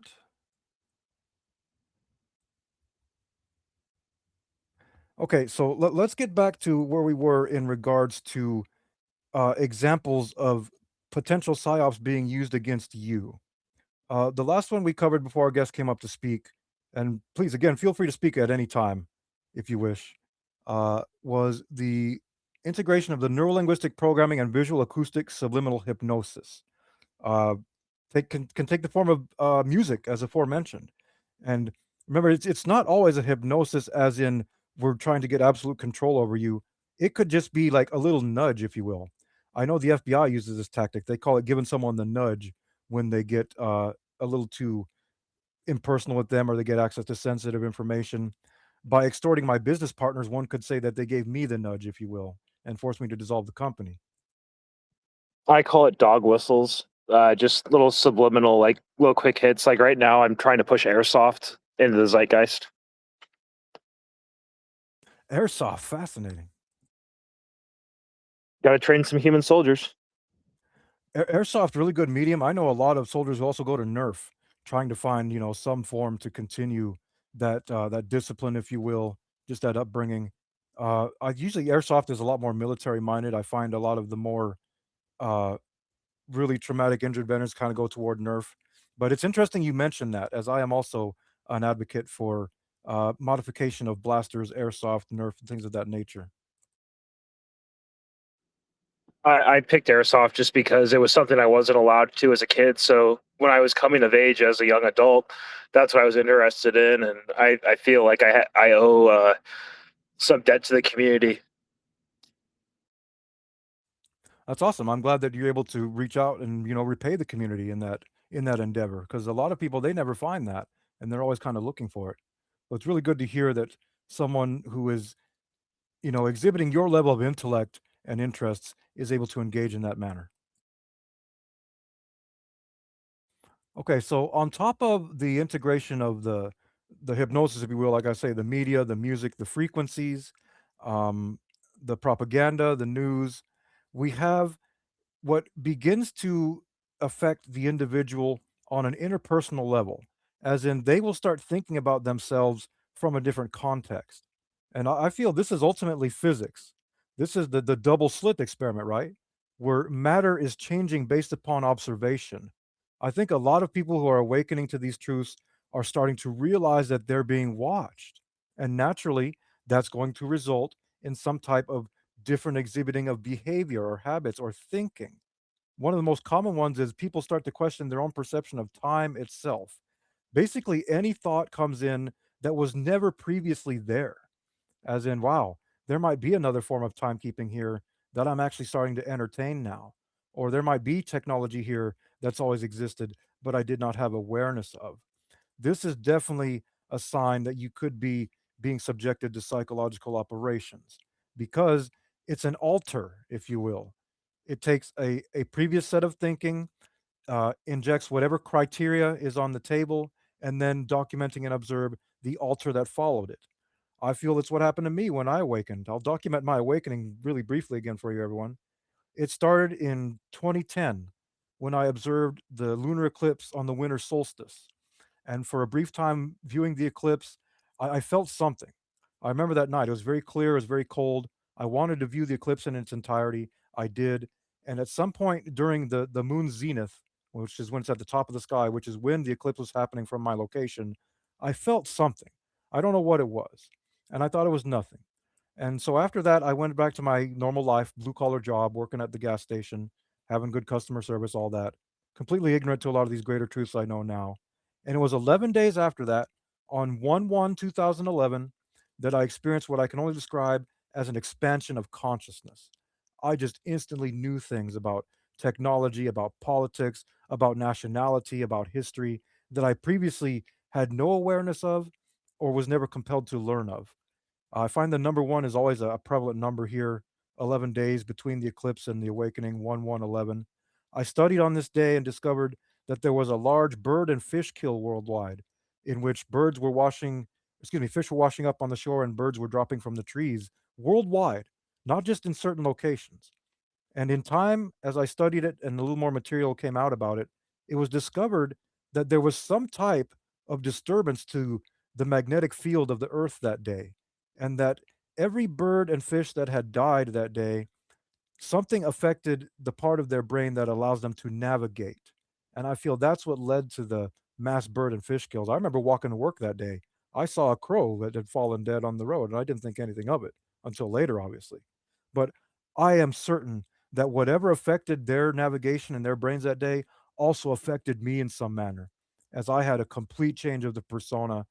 As I said, becoming aware of things I didn't used to be aware of.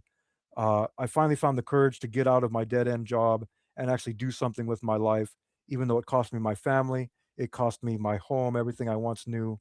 I just left it all behind and made a leap of faith, trusting in my own intellect and integrity to continue to sustain me here. So that's what happened to me, and it was not long thereafter that I began to learn of vortex-based mathematics, and that opened the door for the toroidal technology that I was stating earlier, the pyramid electrical amplification router, which was our prototype from Zero Point Technologies. So, and all the hallmarks, looking back on it now, were there. The emotional manipulation was there, the insertion of new people into my life, calling themselves my friends, helping me in some manner. It was all undoubtedly pushing me to that point that I broke, and I felt I had this complete persona change and began to pursue everything I'm pursuing now. I began to question that which I was not previously aware of. And I know that that is one of the modus operandi of the psychological operations. Can you confirm that for me, Ian?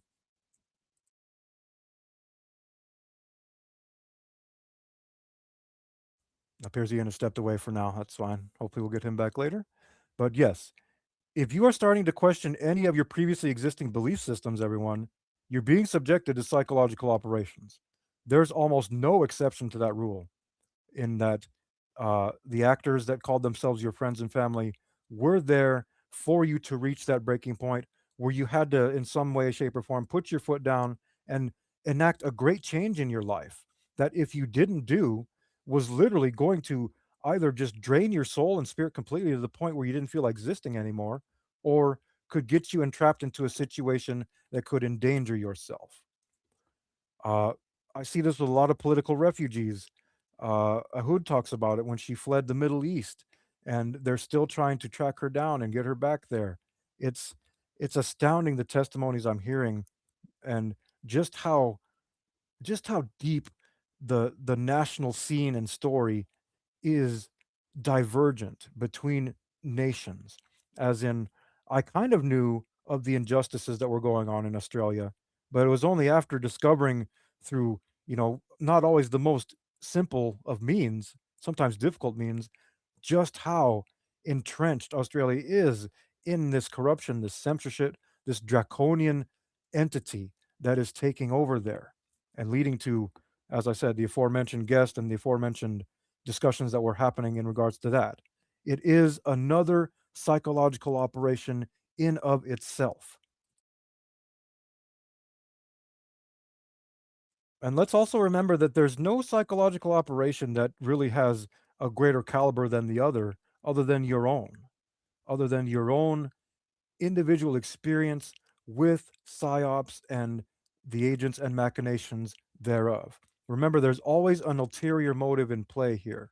There's always the aspect that's presented of the mystery, which is the questioning of your own reality, which is trying to find others who are like minded via going online, going into spaces, putting your name, your face, your word out there, whatever it may be.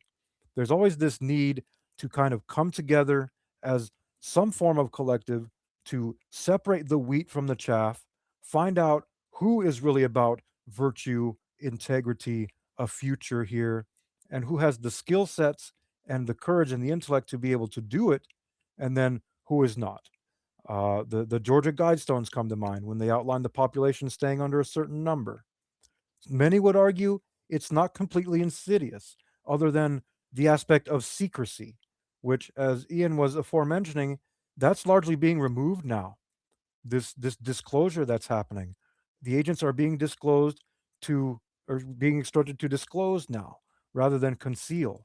The concealers, they will not obviously directly tell you everything, especially if they don't feel that you're capable of processing that information, but it is still being revealed en masse now, as in to everyone.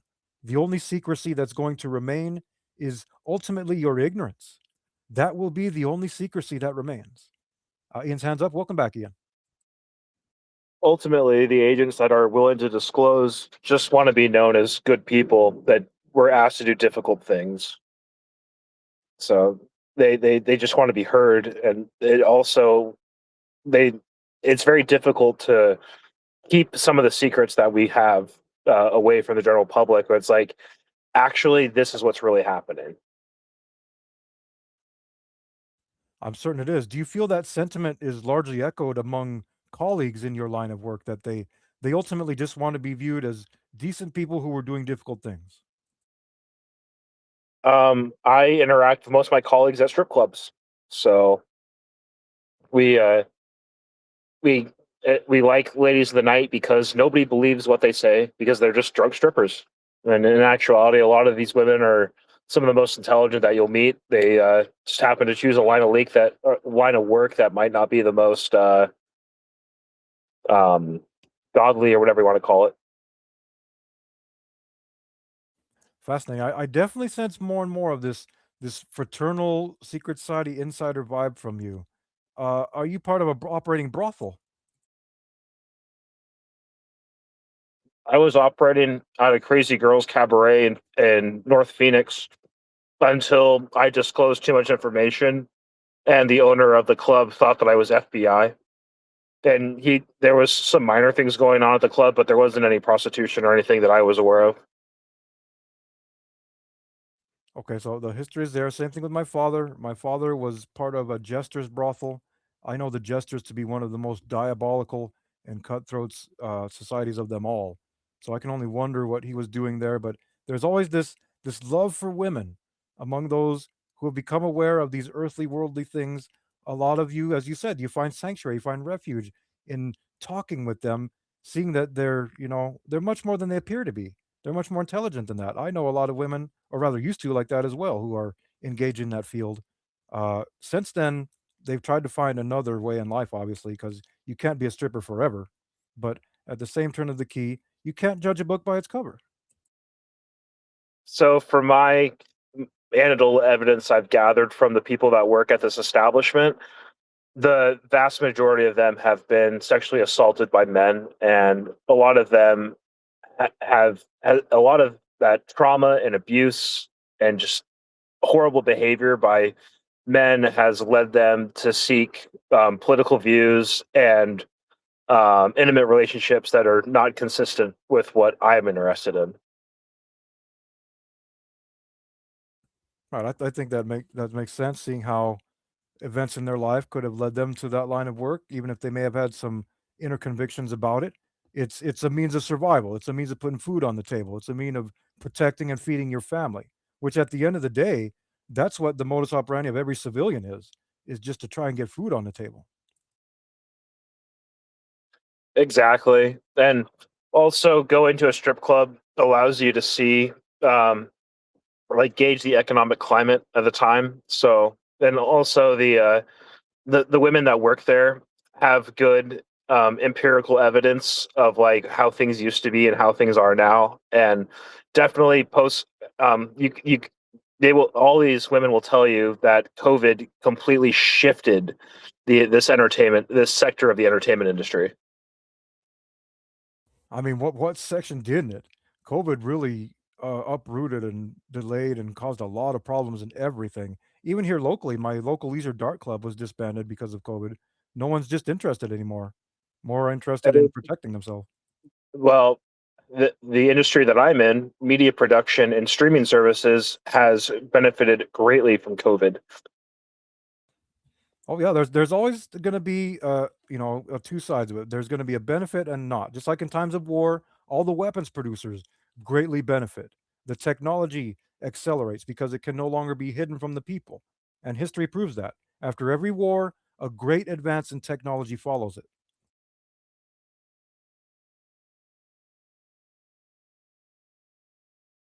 That's another aspect of the psychological operation is that many political parties would have you believe that war is just a complete atrocity. There's nothing to be gained from it. There's nothing good about it.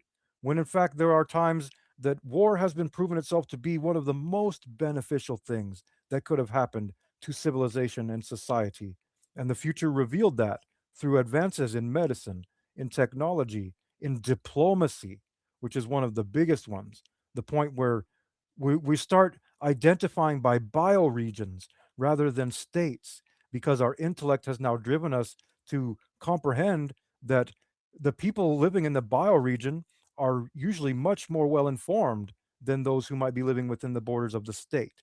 This is why I see Cascadia as the future of the Pacific Northwest, when people have gone beyond the borders and are ready to start taking a greater consciousness and perception, organizational structure within civilization itself.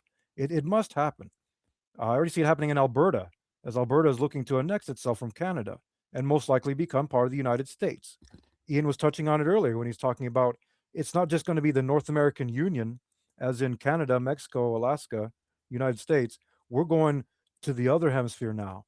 We're going clear to Cape Horn here, everyone, which means the entirety of South America. This is going to be a huge integration of what has long been a separation of cultures between people. You can look at evidence of that by the alliance that Christy Nome was forging with Argentina in terms of procuring beef. And now, coincidentally, we have a screwworm epidemic or outbreak in the Southwest. Yeah, in Texas, the screw 'em outbreak, and I remember all that talk that was going on even at the White House about the beef. It becomes politicized, it becomes something that's in the media. Remember, if you're ever gonna get to the truth of any of it, you gotta go deeper, everyone. You can't just stop at the media. You can't just stop at the White House. You gotta go to the Pentagon. You gotta go to the embassy in Argentina. You gotta look to political ties. What's going on with, Javier Milei now in Argentina, as he's being revealed to be very quite clearly a pro-Zionist individual, and a lot of people in Argentina are largely against that still due to histories of propaganda that's been circulating in South America. You have to understand that Border Patrol also does prevention of screwworm into the United States. So, if we want to prevent screwworm, we should give more money to Border Patrol, which Donald Trump, or myself included, ultimately want, because strong borders allow us to control the population to a greater extent in terms of fighting the drug war and the human trafficking war. So, this whole screwworm thing is just part of that as well. Um, Screwworm's easy to detect. It's a known problem in Mexico. Uh, I've met with people in the state of Chihuahua recently. If we wanted to combat screwworm in Mexico, we could. It's just a matter of getting enough public sentiment about it, trying to say, "Hey, let's go make sure that Mexican beef doesn't have screwworm in it." And then the farmers in America's like, "Why would we care about Mexican screwworm or beef or excuse me, Mexican beef infected with screwworm? Buy American beef." Exactly, it's not profitable to them, it's a detriment. Why would you do that? You're inviting a competitor. From a business standpoint, it's lunacy. It's committing self-suicide, if you will. Just a lot of these pandemics, these ailments like this, there's always another motive that's written into it, sometimes by a foreign interest trying to distort things or make it seem like what it's not. That's part of psychological operations 101, everyone. That's part of what we're talking about today, is finding the intellect, the integrity to read between the lines, go between many narratives, take the blood, sweat, and tears it takes to engage yourself in these topics and talk about them and learn more. And in many ways, put aside your heart, if you will, your emotions, as the truths that are being revealed largely disturb many hearts and can in fact even shut down any further aspect of learning. The Mormons told me that they have to observe their tithing during the missionary, and that everything they're trying to teach me about the Book of Mormon, anything I'm trying to teach them, they're forbidden from learning. So I asked them, education is a two-way street. How can you expect me to want to learn more of the Book of Mormon if you are completely forbidden from learning anything I'm trying to teach you? Which was, case in point, the Gospel of Thomas, one of the omitted books from the Holy Bible, which I asked them, why is the Gospel of Thomas not in the Holy Bible? They didn't even know it existed. Thomas being Judas, of course. I believe there to be some level of wisdom in the Gospel of Thomas. Same thing with the book of Enoch and the secret doctrines of Mary and John.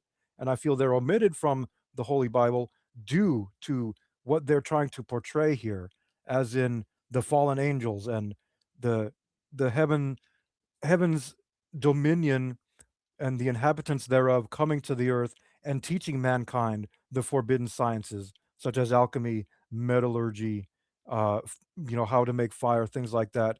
Things essentially mankind was not yet ready to learn, but because the fallen angels fell and they started intermixing with humanity, which is another agenda that's been disclosed now, this entire alien hybridization thing, the ancient scriptures are telling us the same story. The same story is always told here. It's merely a matter of your own intellect and interpretation. That's in itself another psychological operation that has been unfolding since the beginning of time.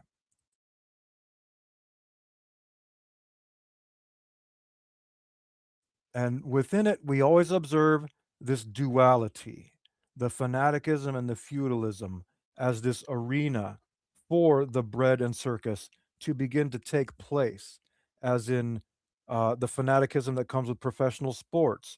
People will cause riots and looting if their team wins or loses.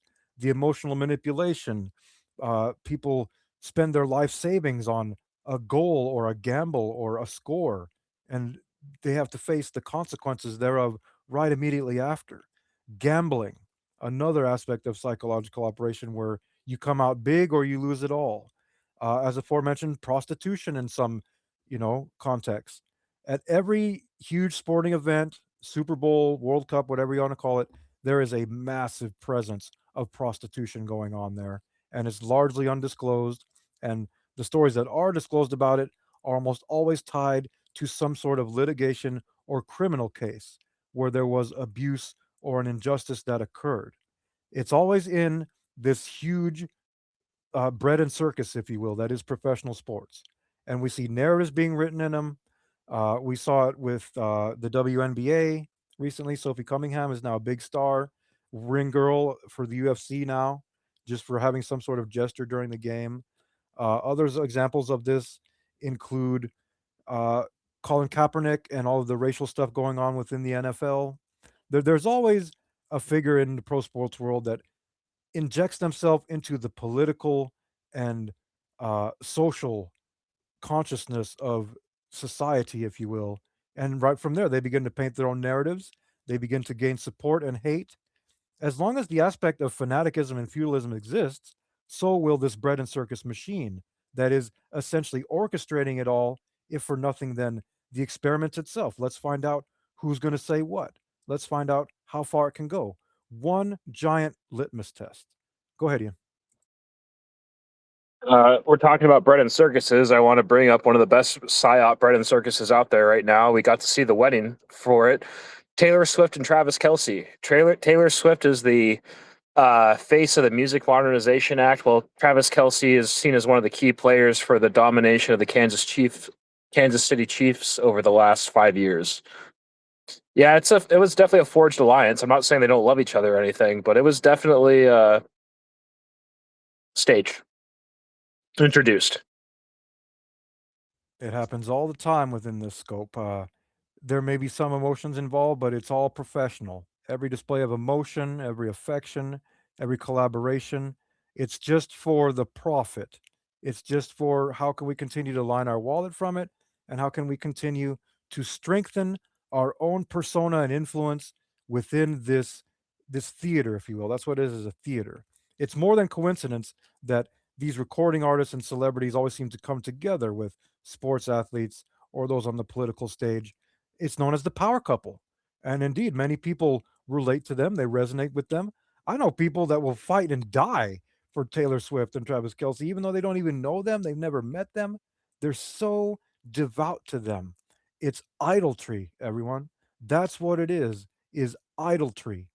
And the entertainment industry has essentially monopolized this idolatry. And what I want to get at is that they've proven that they've been able to keep their personal life or their relationship out of the public eye, like the nitty gritty details of it. We don't know what goes on in their bedroom. You really should do yourself a favor and not bother trying to suss out the details. But in my like sociologist opinion, it would benefit you as a common person not to practice monogamy and not to hold your partner responsible for being in a monogamous relationship. But if you want to maintain a monogamous relationship, you need to tell your partner that like this is the expectation and this is the consequences if that expectation is not met, and you'll have a much healthier relationship if that's laid out very concisely. It would seem like the former taboo and restrictions that came from polygamy and other aspects that are not monogamy is being largely loosened, even within the religious world now. We see this exodus to drive away from monogamy, if you will, and the reason cited therefore. That's part of the agenda too, everyone. They want everyone to propagate not within a single vessel, if you will. Not Don't put all your eggs in one basket, if you will, I think is what it's ultimately trying to go to. But yes, it's it's in some way, shape, and form orchestrated and put there for you, knowing how your psyche works, knowing how your emotion works, and ultimately, remember, it can all be orchestrated by inserting agents into your life that you might end up calling your fiance. And then at a drop of a dime, you don't even know who that person is anymore. They're somebody else. The best way that I have been trying to combat this, have you noticed the a higher frequency rate about hearing about Genghis Khan in the last year or so? I have noticed more content, yes. The entire Mongolian context, I think, is increasing now. So you're asking about Laplanders. I'm Finnish, and there's this theory, not a theory, but this established belief that the Mongolians have a heavy influence in Finland. And that's what, and also like I view what Genghis Khan did in terms of propagating his genetic material. Like even though he was a ruthless tyrant at the end of the day, he still gave us the one of the greatest sayings: "Don't shoot the messenger." Genghis Khan, he told you what he was going to do before he did it. Your annihilation was completely on you by not listening to the messenger. Happens all the time. People in their own pride and hostility will take a messenger as something that's hostile or a threat to them, when in fact they come only to convey a message. This is what's coming. This is the writing on the wall. You might not like it, you might not agree with it, but the messenger comes to convey. The messenger comes to broadcast. The scriptures would cite the angels as messengers, meaning any angel you see is essentially trying to show you something, trying to reveal a message to you. Can you can't comprehend it or not? This is why they say everyone's guardian angel is weeping, right? Because they're witnessing all of the blasphemy and how people continue in debauchery and not valuing the true integrity and spirit that is ingrained in all of us, as you said, Ian. We're all equals on a corporeal level, but when it comes to the functions of the corporeal level, the actual brain power, the awareness, the ambition, a gigantic gap remains here. And it's sad because many people are just trying to survive here. They may have never had the privilege or the opportunity to find the time to learn of the things we have. It's school of hard knocks, everyone. We're here to learn about good and evil. So we're talking about frequency right now, or we were. Um, Music, for example, chord progression in pop music. The reason why a lot of pop music becomes popular is because it follows the same chord progression. Well, who was the angel that was in charge of music? Oh, it's eluding me right now. You'll have to help me. Lucifer. Okay, yes, the one who was given dominion here, because God knew Lucifer would forever challenge him unless he was given dominion. So what I'm getting at is there's a band out of Mexico called The Warning. Their last two music videos, we've been pushing the whole angel narrative with them. They're the song Kerosene and the song Rituals. But we've been doing this for years in terms of uh, using the Music Modernization Act in order to incentivize artists to work with us. Right, and I'm sure the incentives are clear to them, and most artists are all too willing. And it seems like this goes international as well, yes? This is not just with United States recording artists. Correct. We work with international artists. One of my favorite artists out of Germany is called Electric Callboy.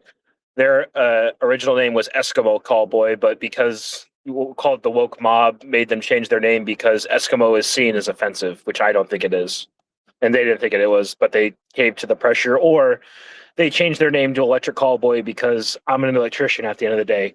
Who knows? It's just a conspiracy. Right? It's right on those lines. Among the current recording artists and clients that are working with you, who would you say is the highest profile? Right now, since we're trying to tune people up for war, Five Finger Death Punch I know a lot of Five Finger Death Punch fans. They are still on tour, I believe, yes? with Lamb of God, the song "The Killing Floor." Yes, concerts. I believe that concerts have become hunting grounds, if you will. Same thing with political rallies.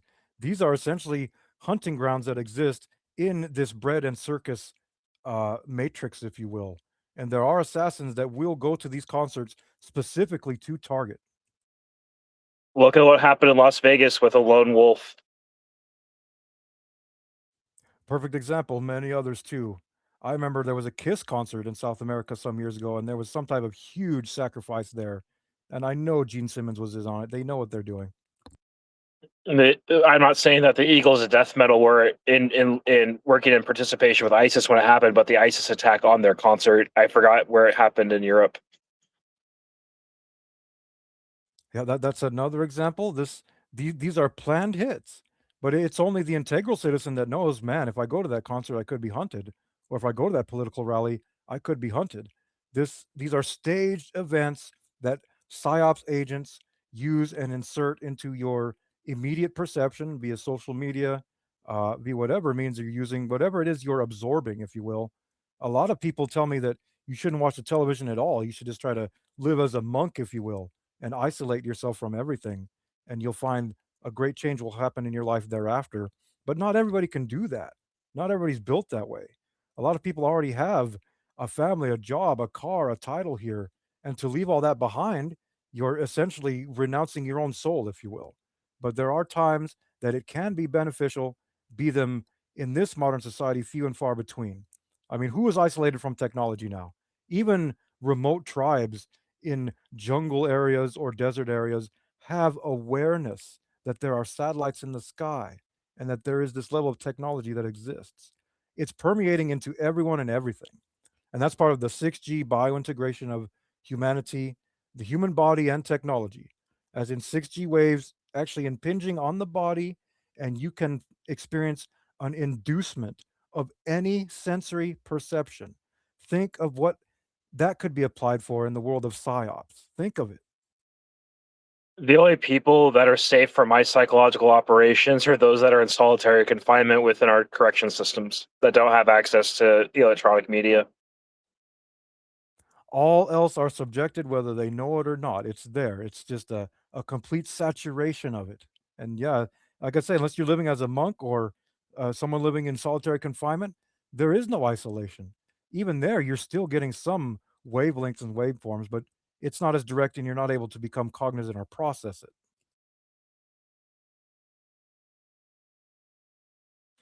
We got to remember, everyone, that this technology's always been here, and things like HARP, which people are still, making entire spaces about the HARP array in Alaska. This is already obsoleted. This has already been proven obsolete by many forms of technology, and it only remains as something like NASA does, right? And the combustion engine technology. It's just nomenclature. It's just there to keep you from thinking about, is there a greater technology that could exist? And the answer I've learned is almost exclusively a yes. the most advanced, sophisticated technology that your consciousness is currently able to fathom already exists. It's simply a matter of your ignorance thereof and finding it. And this is where planned obsolescence comes in. How much longer can we continue to peddle this planned obsolescence among a truly integral, intelligent people? There's got to come a breaking point. I see it coming very soon. It's gonna it's gonna bankrupt a lot of electrical utilities once this knowledge goes mainstream and people actually start to construct these technologies. And then, as the city might try to come down on them, saying this is against national security or this is against the current electrical code, if you will, they're not going to be afraid to challenge them anymore. And they're going to have so many people with them that they're not going to be afraid to challenge them anymore. But remember, there's always a contingency. There's always a backup plan from the controlling entity, as in if the dollar crashed tomorrow, there's already a backup dollar that's ready to go. And if that crashes, there's already another backup dollar and another backup plan that's ready to go. There's always a contingency when you're dealing with these institutionalists.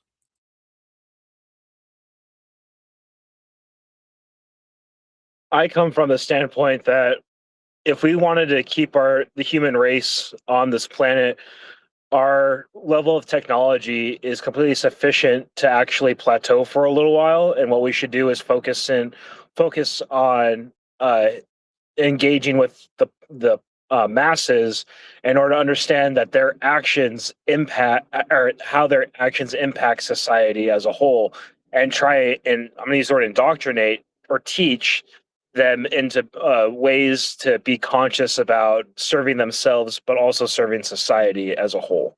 I'm very much an anti-consumptionist, is the term I like to use. Consumption. There's just so much of it now. There's times I find myself becoming disgusted with how much garbage I have, and I'm like, we got to stop consuming this much around here. It's got to take a new paradigm here. We've got to realize the true side effects of this consumption and how, even if it seems to be the popular thing or the trending thing, it must be re examined. We have to truly re examine how much abundance is actually remaining in this realm in terms of petroleum gas, in terms of oxygen to breathe, in terms of clean water. This is why they're monopolizing the water now. The data centers are largely said to be contaminating the water. And as people are trying to blow the whistle on that, they're finding themselves subjected to prosecution and having to sue for political retaliation. There's many agendas in play, but they almost always play into either one or the other. One being prosperity, truth, and justice for we the people, and the other being the perpetual concealment thereof, at least until a time that whoever is concealing feels like the subject is ready to know. It's ready for disclosure. The combat, the hostility is largely going to be removed simply because of the budding intellectual awareness that comes through disclosure, as in reminding yourself, I might not see the whole picture here. My heart definitely thinks it sees the whole picture, but my mind, I'm not so naive to believe that I can see this greater picture going on here. I'm personally, I follow Greg Abbott's legislation and viewpoints quite closely. And in terms of what I've seen about data center regulations, I think Greg Abbott has the best blueprint that I wish other people would follow. This is good. I've found politicians largely silent on this, so it's good to hear a name that is engaged with this. I will be certain to look into that. Can you cite a couple of the reasons why you feel that way, like specifics? It came down to, if you want these data centers, you supply the input. The company that is going to be profiting off these data centers needs to provide the inputs to them. Contrast with what's going on in Tucson, Arizona, with Project Blue, which is an Amazon project.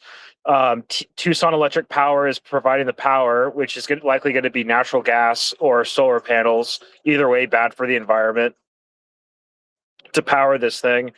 It's going to be using groundwater in order to cool it for a period of time. It's being built up in an area, a part of town that it it's not that big of a deal, but it is still next to the fairgrounds.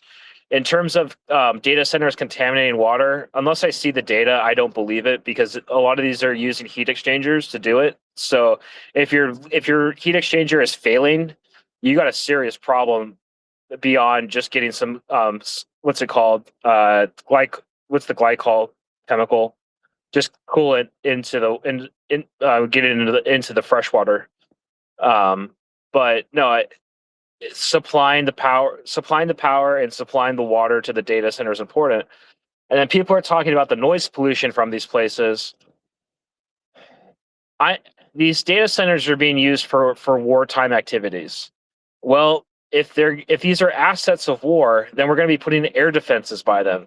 So if I'm a civilian, I want to live by a data center because that means I'm going to be in that halo of air defense. But a lot of people can't really see the big picture because they don't realize that they've never been told the big picture. Exactly. They're seeing the immediate propaganda that's being broadcast from others who might not be aware. I myself live close to a military installation, and I know exactly what you're talking about as I observe a lot of infrastructure going up around here now, very large power lines and very thick cables of power. I know that there's a data center that's coming up over here. And I know that what you say, there is a certain level of protection that can be had by knowing that you live close to a military installation. At the same turn of the key, it could also be a target. But nonetheless, there this is part of the growing divide between military and civilian. There's got to be a bridge here at some point where the civilian people become on some levels as aware as the military does, and I largely see that happening through wartime, as you described. It's happening right now, this disclosure. We are at war. A low flying AC-130 is louder than any data center you will ever encounter.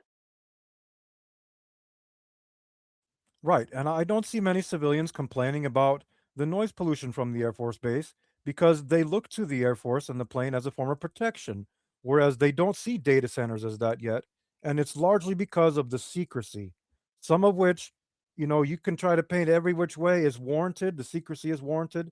I think the excuse to continue the secrecy is wavering, if you will, as true intellect in civilians is now displaying itself, and even those who were once completely unaware of these things are now talking about them.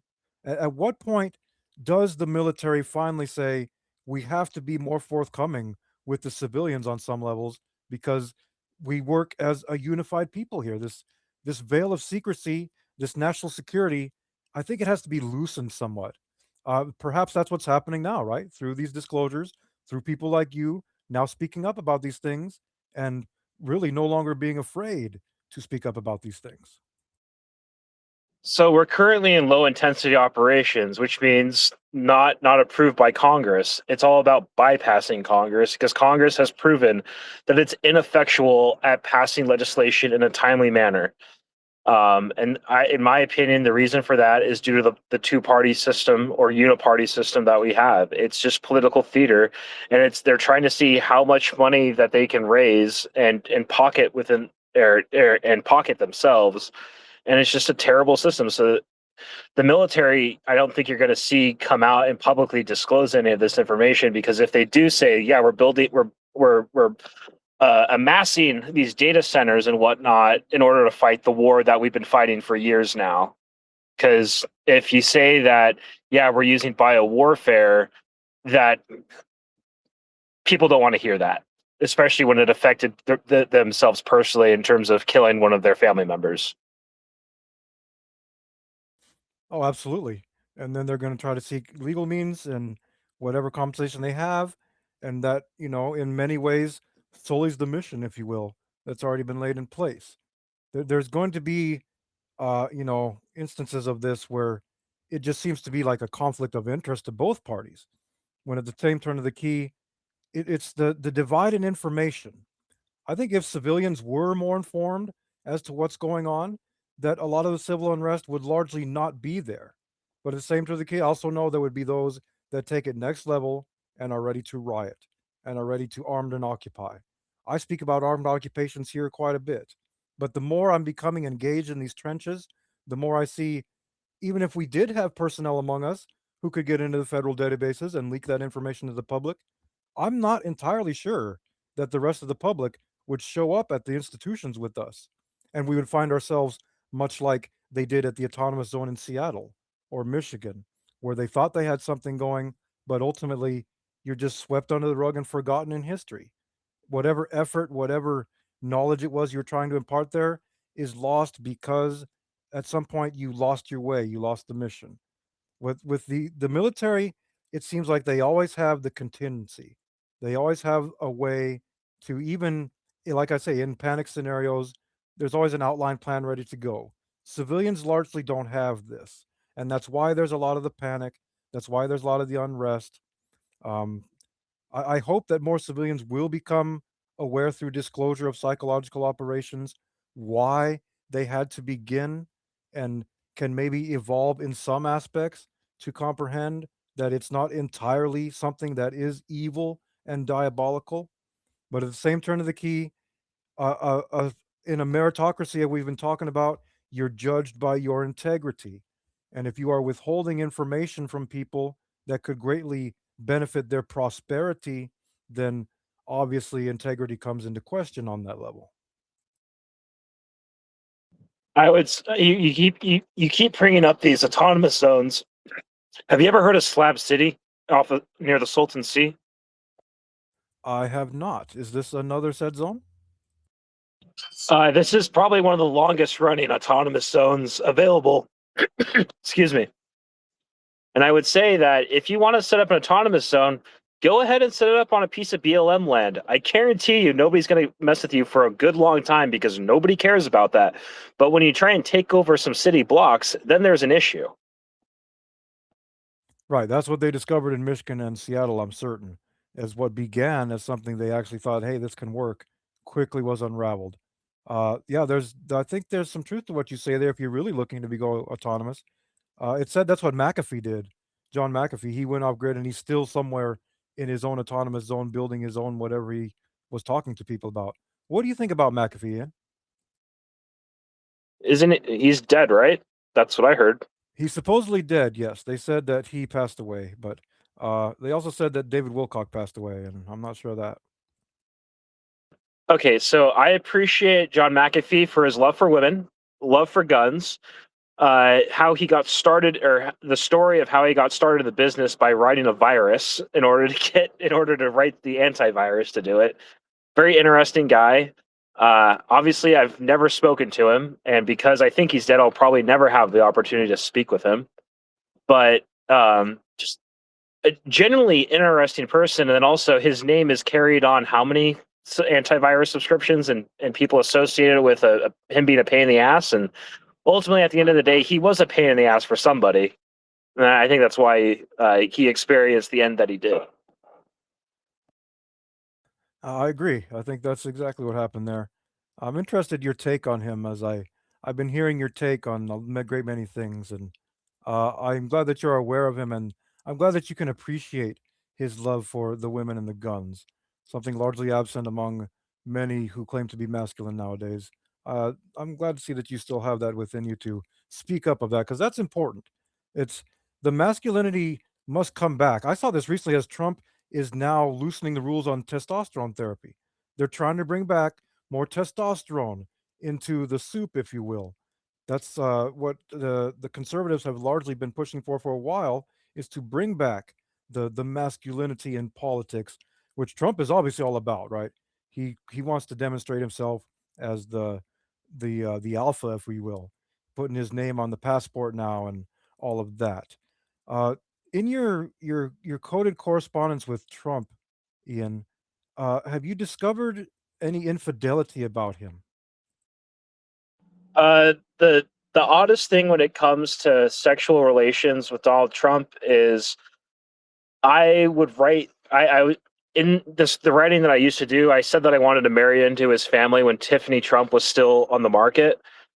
I don't it Long story short, I was told to go to the airport in search of diamonds. All, like you can say diamonds and Tiffany's. Like I can boil it down to saying Donald Trump sold me his daughter's pussy card, but I don't know anything about Donald Trump really, besides what's in the media. I don't actively try and speak to Donald Trump. I don't care. I view Donald Trump as just a bullet sponge to myself. Okay, yeah, just something you pick up on here and there, and you're like, oh, okay, yeah. I think a lot of us are now becoming more aware of that interaction we feel with certain celebrities, certain names in the media, certain recording artists, as has been documented right here. There is there is another level of communication that's going on here, everyone. I try to touch on this with the crop circles and the symbolism. No, there is truly another language that's being presented here, and that some are becoming more and more fluent in. And as they are pursuing this language and actually, acting and responding as if, wow, I'm actually getting this signal now. I can interpret this. They are discovering things in their lives that they once thought were completely impossible or just the most immaculate circumstance that could have happened. As I said, it happened with me with zero point technologies. I learned of the toroidal blueprint that is within most all reality, and that if you can base any technology on this blueprint, it's going to be successful. We had ambitions for space elevators, uh, which I understand are now exploring more kinetic applications. My theory was that you just have a giant cylindrical magnet and you polarize the magnet along the z-axis. I- in our theories, you could scale this up infinitely and have a space elevator. I think it's like the Tower of Babel, where the people discovered we can't fly to heaven, but we can build a tower to heaven. And as they started to do that, supposedly God commanded the angels to come down and confuse the language so that we couldn't build the tower and become aware of the great mysteries. This is the same parable now as I was trying to build zero point technology, and what is being addressed to me as God and country, the nation, says this is a matter of national security, Matthew. We can't have you building this. We can't have you showing people about this. That was my life's dream. That was my life's ambition. And it was a tragedy to me. It broke me in many ways when I discovered, I put all my eggs into this basket that I thought would liberate people. And I discovered that people are largely not ready yet, or perhaps the controlling entity is still not ready yet. That's part of what I touched on earlier with the psychological operation. You almost feel like you're coming from a different time here. Like Tesla talks about, he was working for the future. That's what it felt like for me. I felt like there was another philosopher, I forget who it was. They cite that I awoke to find that everyone else was still asleep.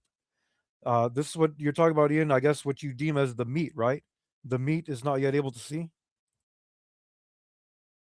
I think right now, if if I was to go hit 60 minutes and talk candidly like we're doing now, the meat would be able to take it, but they wouldn't be happy about it. It would raise a lot of hostilities, and it would get people out into the streets.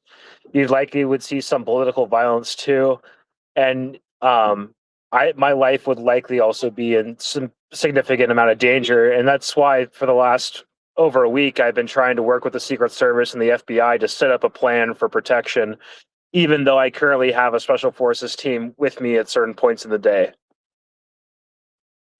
Fascinating, absolutely fascinating. Uh, give me a moment to process that. I had a question and I lost it in that disclosure. Um, the protection you're talking about, they really feel like it would come to a level that it could threaten you or your immediate family just from the disclosures of the truth.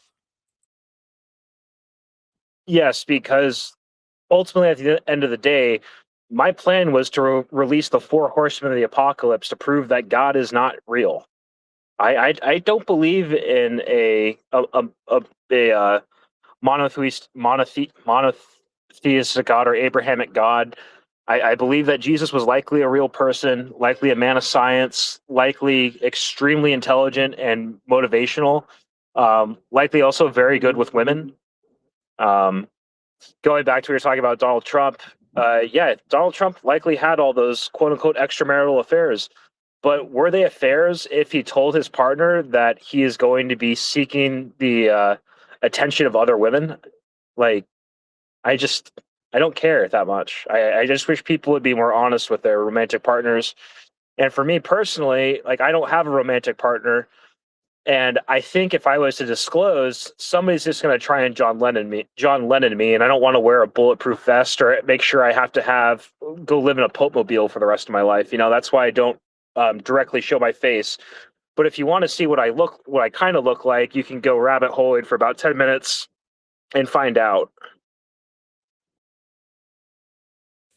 Wow, yeah, this some powerful stuff here you just dropped on us in the past couple of minutes here. Uh, which leads me to ask you, do you see this disclosure of information as somewhat like a first contact mission, and all those volatilities and hostilities could be in play just from the disclosure? Hey, there's something else here that has got a different level of awareness than you do. So going back to Star Trek, the reason why I'm doing this is because I do believe there's a chance that we are not alone in this universe. And if we're able to use Star Trek as a blueprint where we have a eugenics war and a nuclear war, then aliens might show themselves. Well, with COVID, we already had the eugenics war. In terms of the nuclear war, well, we don't have to throw nukes at each other, but if we all agree to disarm, we're good to go. There's a new film coming out from Angel Studios between Gorbachev and Reagan. They're meeting in Iceland, and I'm looking forward to watching it. That sounds very interesting there, what you're mentioning. Um, the aspect from the blueprints, the thermonuclear war, in addition to the eugenics war, and the disclosures that always follow after every war.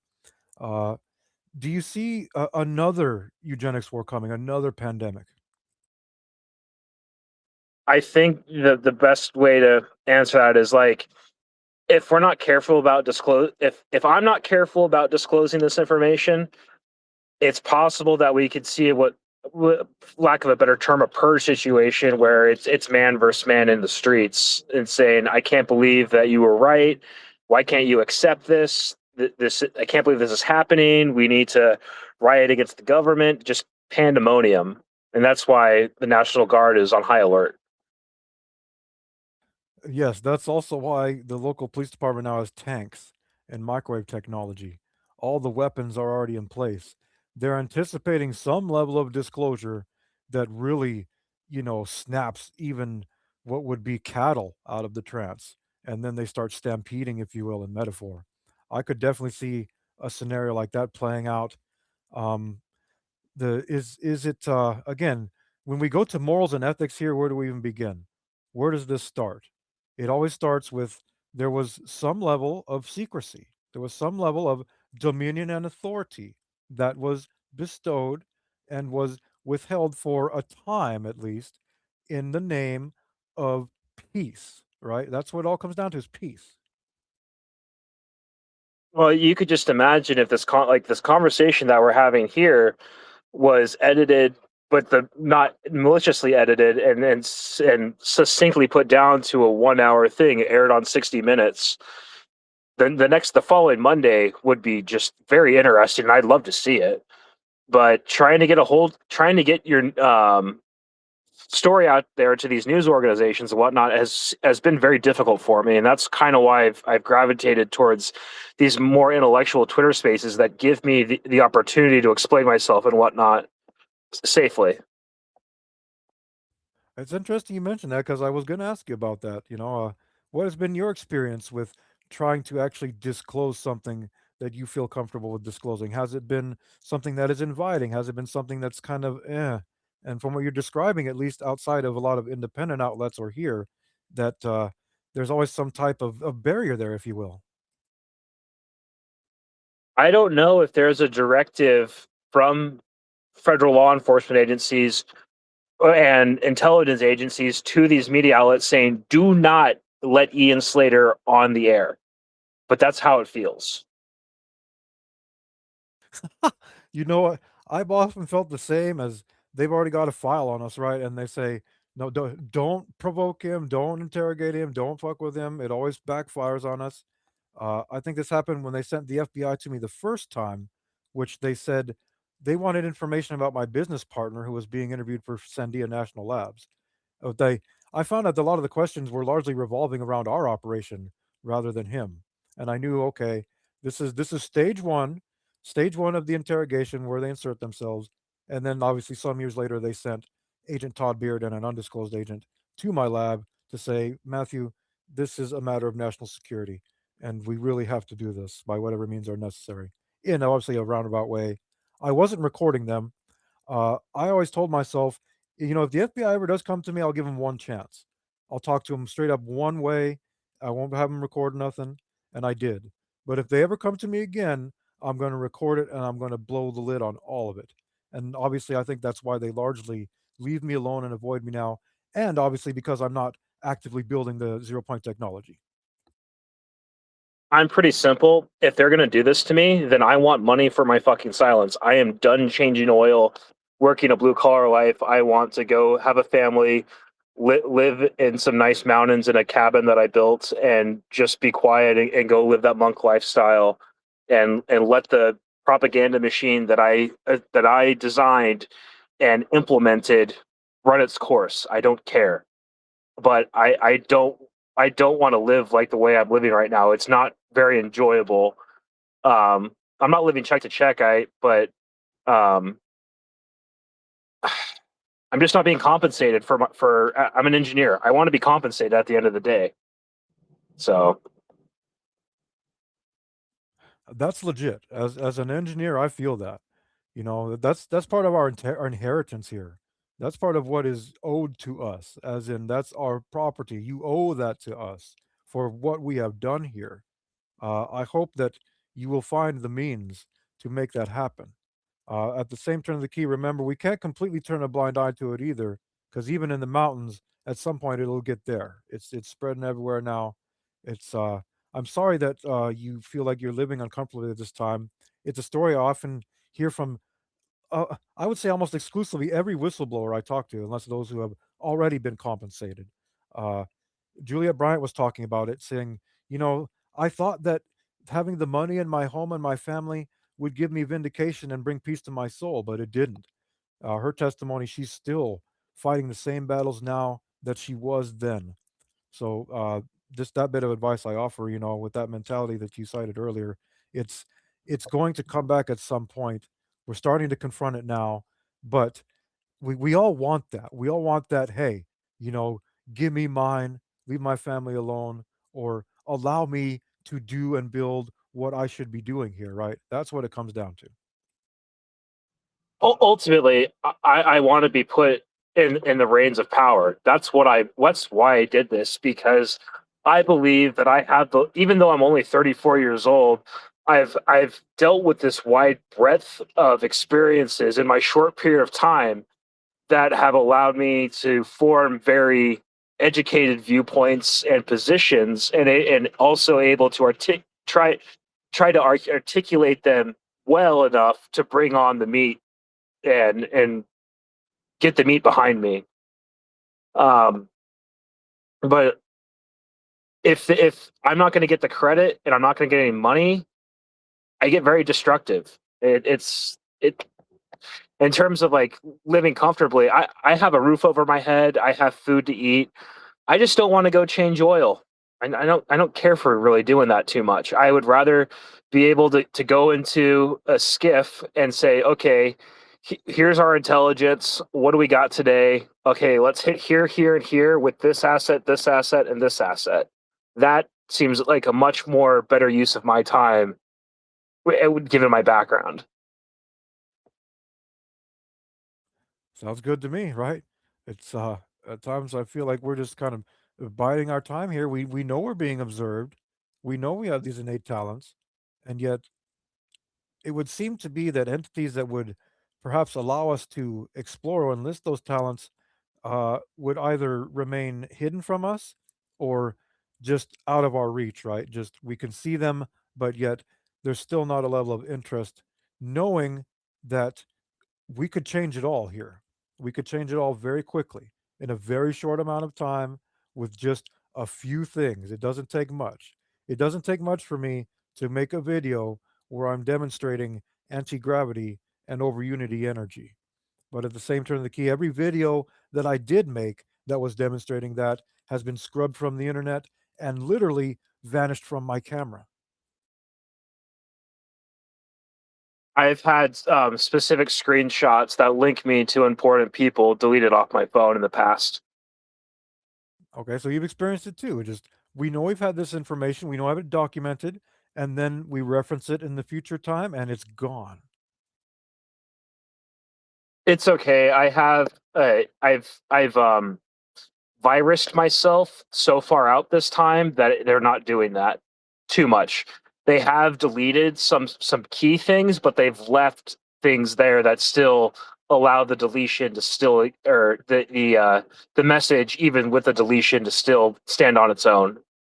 We could go into it, but it's not super important right now. Interesting, yes. What do you feel is super important right now? What should we be discussing right now from your perspective in regards to this whole topic? I think that we need to get the public to understand it's not the executive, it's the courts and Congress that are the problem. Stop focusing on Donald fucking Trump. He doesn't mean anything. He is just a fucking placeholder. That's it. It's the real corruption within the federal government is Congress. So you're citing it. It's Capitol Hill, the Plague of Demons card, Plague of Demons Illuminati card, Capitol Hill with all the demons swarming there. Uh, I've even heard stories from top brass that say we can't do anything. It's got to be Congress. We have to have their authorization. Well, Trump is apparently enacting strikes without Congress authorization, but when it comes to a civilian level, it all has to be through Congress, right? Or most civilians will say this is completely unjust against the Constitution because you acted without them. Does Congress really exert this level of restraint over the military and some of these, shadowy psychological operations? Okay, so in terms of restraint over the military and psychological operations by the intelligence community, it's simple. We just use contractors to get around it. No congressional oversight required. Contractors just cost money. That's it for their secrecy. And it's that whole analogous thing where it's like, oh, I was in Congress or I was in the cabinet and I resigned and now I'm going to go work for the private industry, and that's where the real money's at. So, um, in terms of Congress, it's just to give the American people a way to think that their vote matters, that they have some sort of representative government when they don't. They really don't. We are self-funded. We do not care. Like, we care about you, but we don't care about your input that much. Like, unless we're trying to get you out into the streets to like go up against somebody that we just want to say "f you" to, like we're gonna make your political loss like one to go down in the history books. Then we care about what the public thinks about you.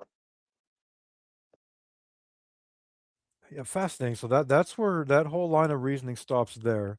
You mentioned the contractors. I'm certain there's more than one contractor. Yes, there's more than one outfit than yours, and there's always probably a lot of options for anyone interested in some type of black ops. Yes.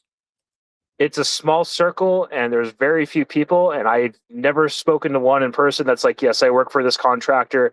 This is how this is the agency that we work with, and this is what I've done for you. I've never had that conversation with a military contractor. It's just not necessary. I see. Okay, yeah, that makes sense. It's all professional, right? It's all just business. Like I said, we operate out of a strip club and we're more interested in looking at a nice set of tits than talking about what we've been doing during the week. Again, that's very masculine. Very masculine. That's I think this nation could benefit from a lot of that mentality at this time, as we've been largely entranced with something that is quite the opposite of that. I know you spoke earlier about your reservations toward genderism. Tell me what you think about this whole transgender psychological operation going on. So I'm going to put it succinctly here. I do not like trans people because I feel they are being used to market genital mutilation to kids that starts with a pipeline of hormone blockers and or puberty blockers in kids. I don't I'm okay if you want to get trans surgery, that's fine, but I think you should have to have a fully formed brain. And I haven't decided if I want to have the viewpoint of like going through like the abortion sort of classes where you have to be educated before you can receive an abortion.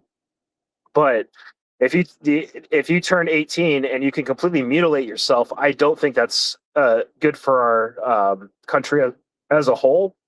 And I would hope that if we could clean up the diet, exercise routines, and the water in terms of hormones in the water, I think that you would see the rate at which this gender dysphoria is happening go down. In addition to that, media has a lot to do with people wanting, in my opinion, wanting to be transgender or non-conforming. Um, Matthew, I assume that you were born in the early 70s. Is that correct? Early 80s. Oh, okay. But you're a worldly person, so you know that the androgynous goths and whatnot. Like, why can't we just have androgynous goths? Why do we have to go full blown? I'm the other sex sort of thing. Like, That's another ongoing psychological operation that's unfolding before our very eyes. Family members, even immediate, I have noticed a stark change in from a young age, from an old age.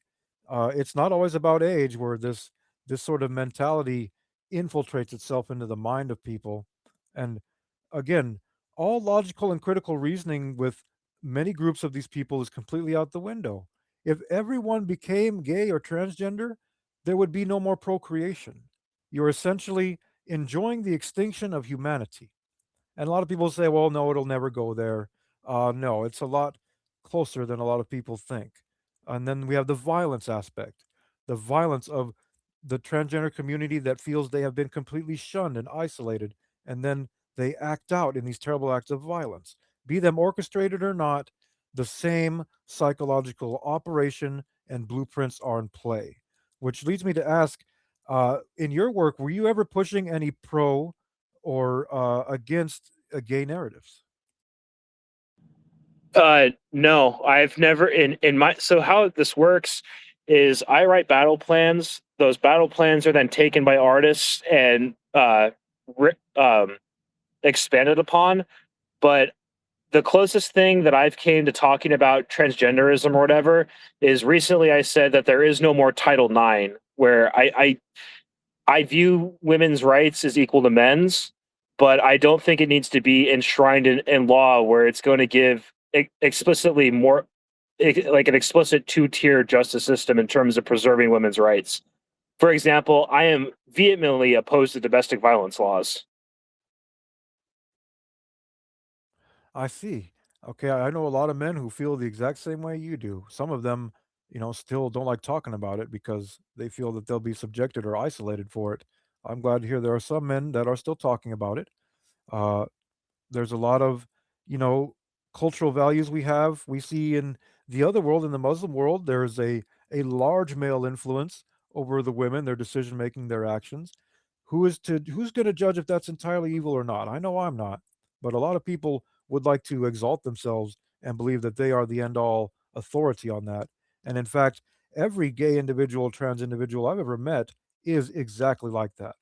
There's just no reasoning, there's no methodology about it. It is an absolute that this is what they now choose to identify as, even if their body itself is showing them otherwise. And as you said, they will be willing to resort to the mutilation, which I see as another ritualistic aspect of this entire psyop that began with the notion of being gay or being transgendered now. And it has been completely enabled by the system of medicine, absolutely enabled. And that's another disgusting aspect of it, in my opinion. So I was brought into the intelligence world by a gay Jew. Um, in my uh, lived experience, I find that specifically gay men that aren't very active in the LGBT community. I mean, like going to pride events and whatnot. they don't like trans. They do not like trans women. They view them as a detriment to their struggle, and I would agree with that statement. Uh, Most gay men, unfortunately, um, get wrapped up into pedophilia, and it's it's just a sickness within the gay community. I don't know how to combat it, but the whole older and younger lover situation within the gay community, it's a common thing. As long as they respect the laws, I don't care. But unfortunately, many men don't. That's true. Many men don't. They don't respect the law at all. It's just become words to them at that point. That's all it means. The entire notion of justice is warped through a growing belief system that your convictions and your current level of consciousness and awareness should not be challenged and should be absolute, which is again something I find largely within these types of communities. I also find it within straight communities, but it's not as prevalent. It's not as fanatical. It's not as feudal. It doesn't have all the hallmarks of uh, someone who's been subjected to an ongoing psychological operation. So it's interesting here that you were never actually engaged in that with the psyops that you were doing. Among the ops you were doing, what was your most active field? Like, what was the major narrative that you were pushing? The biggest narrative that we're pushing right like is what we're doing right now in terms of pushing that masculine energy, trying to reinvigorate men to protect the country for the women, trying to bring back family values, trying to turn men back into the church. Uh, Even though like I support the Catholic Church, even though I don't believe in God, um, that trying to rebuild the nuclear family but in today's modern world where it's like, yeah, you can have the nuclear family, but if you want a side piece, go for it, you know. It's interesting you cite that given the selections of the administration, like Pete Hegseth. You're looking for that masculinity. Pete Hegseth, would you say that he's delivered that to the DoD? Very much so, and it's actually the DOW, sir, because business is good for war. It is the DOW now. I'm still, trying to pull myself out of that paradigm. It is the DOW. Thank you for correcting me. But yes. What do you think about him firing all the generals in recent times? In terms of not meeting the fitness standards or are their poor work performance, because it our general class and admiral class is definitely bloated. I would cite both. No, I support Hegseth's policies and whatnot. Do you remember the Pulp Fiction speech that he gave? I think 2 months ago or 3 months ago. I do. There was a lot of media behind that. The liberals were in arms over that one. Yeah, that was a dog whistle for me, dude. Uh, I can. I'll post. I for some reason, I even though I'm co-host, I still can't post up into your pill. But I love the movie Pulp Fiction. I really appreciate Tarantino's work. I like how he approaches difficult discussions like racism, masculinity, female empowerment, drugs, organized crime. It's all in all, he's one of my favorite filmmakers. They don't make flicks like that anymore, do they? But yes, what you're saying is true. Do you believe that Pete Hegseth is of the Knights Templar? I don't buy into any of this sort of um, labeling using like Knights Templar or Masons or anything like that. I feel that that sort of messaging, when you're talking to meat, you're only going to be able to talk to a certain subset of meat. So that's why I stay away from that sort of speech. Interesting. I've never heard that take before from anyone I posed that question to. So that's very interesting. Very unique. Gives me something to think about as well. Now, do I consider him a crusader, like a modern day crusader? Very much so. Oh yeah, I think he makes that very clear in every speech that he makes, every notion that he's pushed for. Duh. Do you eventually see the occupation of Iran? Um, the way that I look at it, I think what we're going to be doing is some nation building in Iran without doing boots on the ground. But you got to remember, we're going after China. This whole thing in Iran is just about depleting China's oil reserves. That's all it is. I haven't said what to do in Iran whatsoever. I really don't care. Um, we are talking about a country that has attacked our allies in the region, ourselves. They're very good at propaganda. We fought with them in the opening days of the first global war on terror. We helped prop up their government before the Ayatollah. Um, I don't really have I don't have enough intelligence at hand to make a decision to say, if I was in charge, this is what I would do with Iran. I've personally dealt with several Iranians in my life, and I think that they like to, especially the ones that like to call themselves Persians and not Iranians, wonderful people. I love the cuisine, very rich culture. I think we're just dealing with another situation where the government in Iran is the problem and not the Iranian people. That would make sense given that they targeted Khamenei right away. That happened very early into the truly armed conflict, and I guess they were mourning there. I remember Trump was talking about why are they mourning? I thought they all hated this guy. The the narratives are almost even the blind couldn't be able to turn an eye from him now. Just that level of narratives. We went in, we struck this guy, just like in Venezuela, right? They all of a sudden Venezuela was a thing and then it wasn't. And before that, we were basically seizing oil from there. And Trump cited that they were using the discombobulator, which is some type of, I believe, to be DEW or direct energy weapon to completely, basically discombobulate any type of defense they have when they went in there and they got Maduro. What happened to Maduro? Nobody hears anything about him anymore. You're going to have to give me a second to get to a place where I can speak. Just a couple minutes. No problem. Take your time. We're going to be live for probably the next hour, and then I've got to be wrapping up for the evening. It's been a banger space so far. We've had a lot of great testimony. We've covered a lot of good topics here. Early in the space, we covered the basics. Obviously, we've branched out quite a bit from that point with what we've been talking about here and the testimony offered. Insider testimony that you probably won't hear anywhere else, folks. As again, it takes a certain mindset to establish the space, if you will, the stage for this testimony to even begin to be offered here.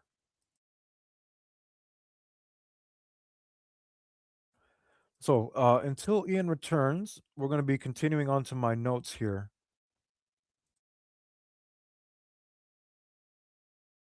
So as Ian was just touching on, uh, I actually have not really heard that theory offered yet in such a direct and plausible way, in that the only excuse for Iran is to drain the oil reserves of China. Oil as the most basic motive here, often overlooked. Perhaps this, cannot be completely dismissed, right? We know that Venezuela had a great amount of oil, and now that is under United States occupation. It would seem like there is a global oil grab going on. And if you look into logistics of it, I think it's very clear that that's going on. Exactly, and look at the rising hostilities with Israel and Lebanon. At the end of the day, the ethno state of Israel wants to stand up on its own. And in terms of the U.S.'s interest, it would behoove us to be able to stand up Israel on its own, because I'm pretty sure many politicians are tired of carrying water for this ethno state that's caused us a lot of headaches over the decades. In terms of Venezuela, we were siphoning off assets into Mexico from that carrier strike group the whole time. The name of the operation for taking out Maduro was Operation Southern Spear, OSS. Operation Southern Spear was launched a week after I met with the Mexican government, green lighting increasing hostilities in Mexico. It's interesting as in the months that preceded that, I saw kind of the writing on the wall, and I'm engaged with symbolism. I actually did a little artwork in which was depicting the logo of the Department of War against Gungnir, or the Spear of Longinus, if you will. And then I obviously learned later that they're calling this mission Southern Spear. It's the amount of this subliminal communication that we've been touching on. That's just another manifestation of it, as in, wow, I was thinking about this, and then I see in the future, okay, this happened, and I know that I had a hand in this, be it direct or not. It's everyone kind of discovering their own innate hidden power and talent, and where the true creative force is. It is in endeavors like that. As I said, I've been in a military family. War has always been a strong topic with the family. I've always had a certain resonance with it. You can see my profile picture, obviously, uh, quite militant. I was raised this way. I was raised to never take anyone or anything at face value or for granted. You never truly know what you're dealing with here. Even as you may become older or wiser, you cannot really trust anyone other than yourself and those who have proven themselves worthy of your trust and able to display it not just once, because remember, fuck me once, shame on me, fuck me twice, shame on you, right? It should be just fuck me once and that's it.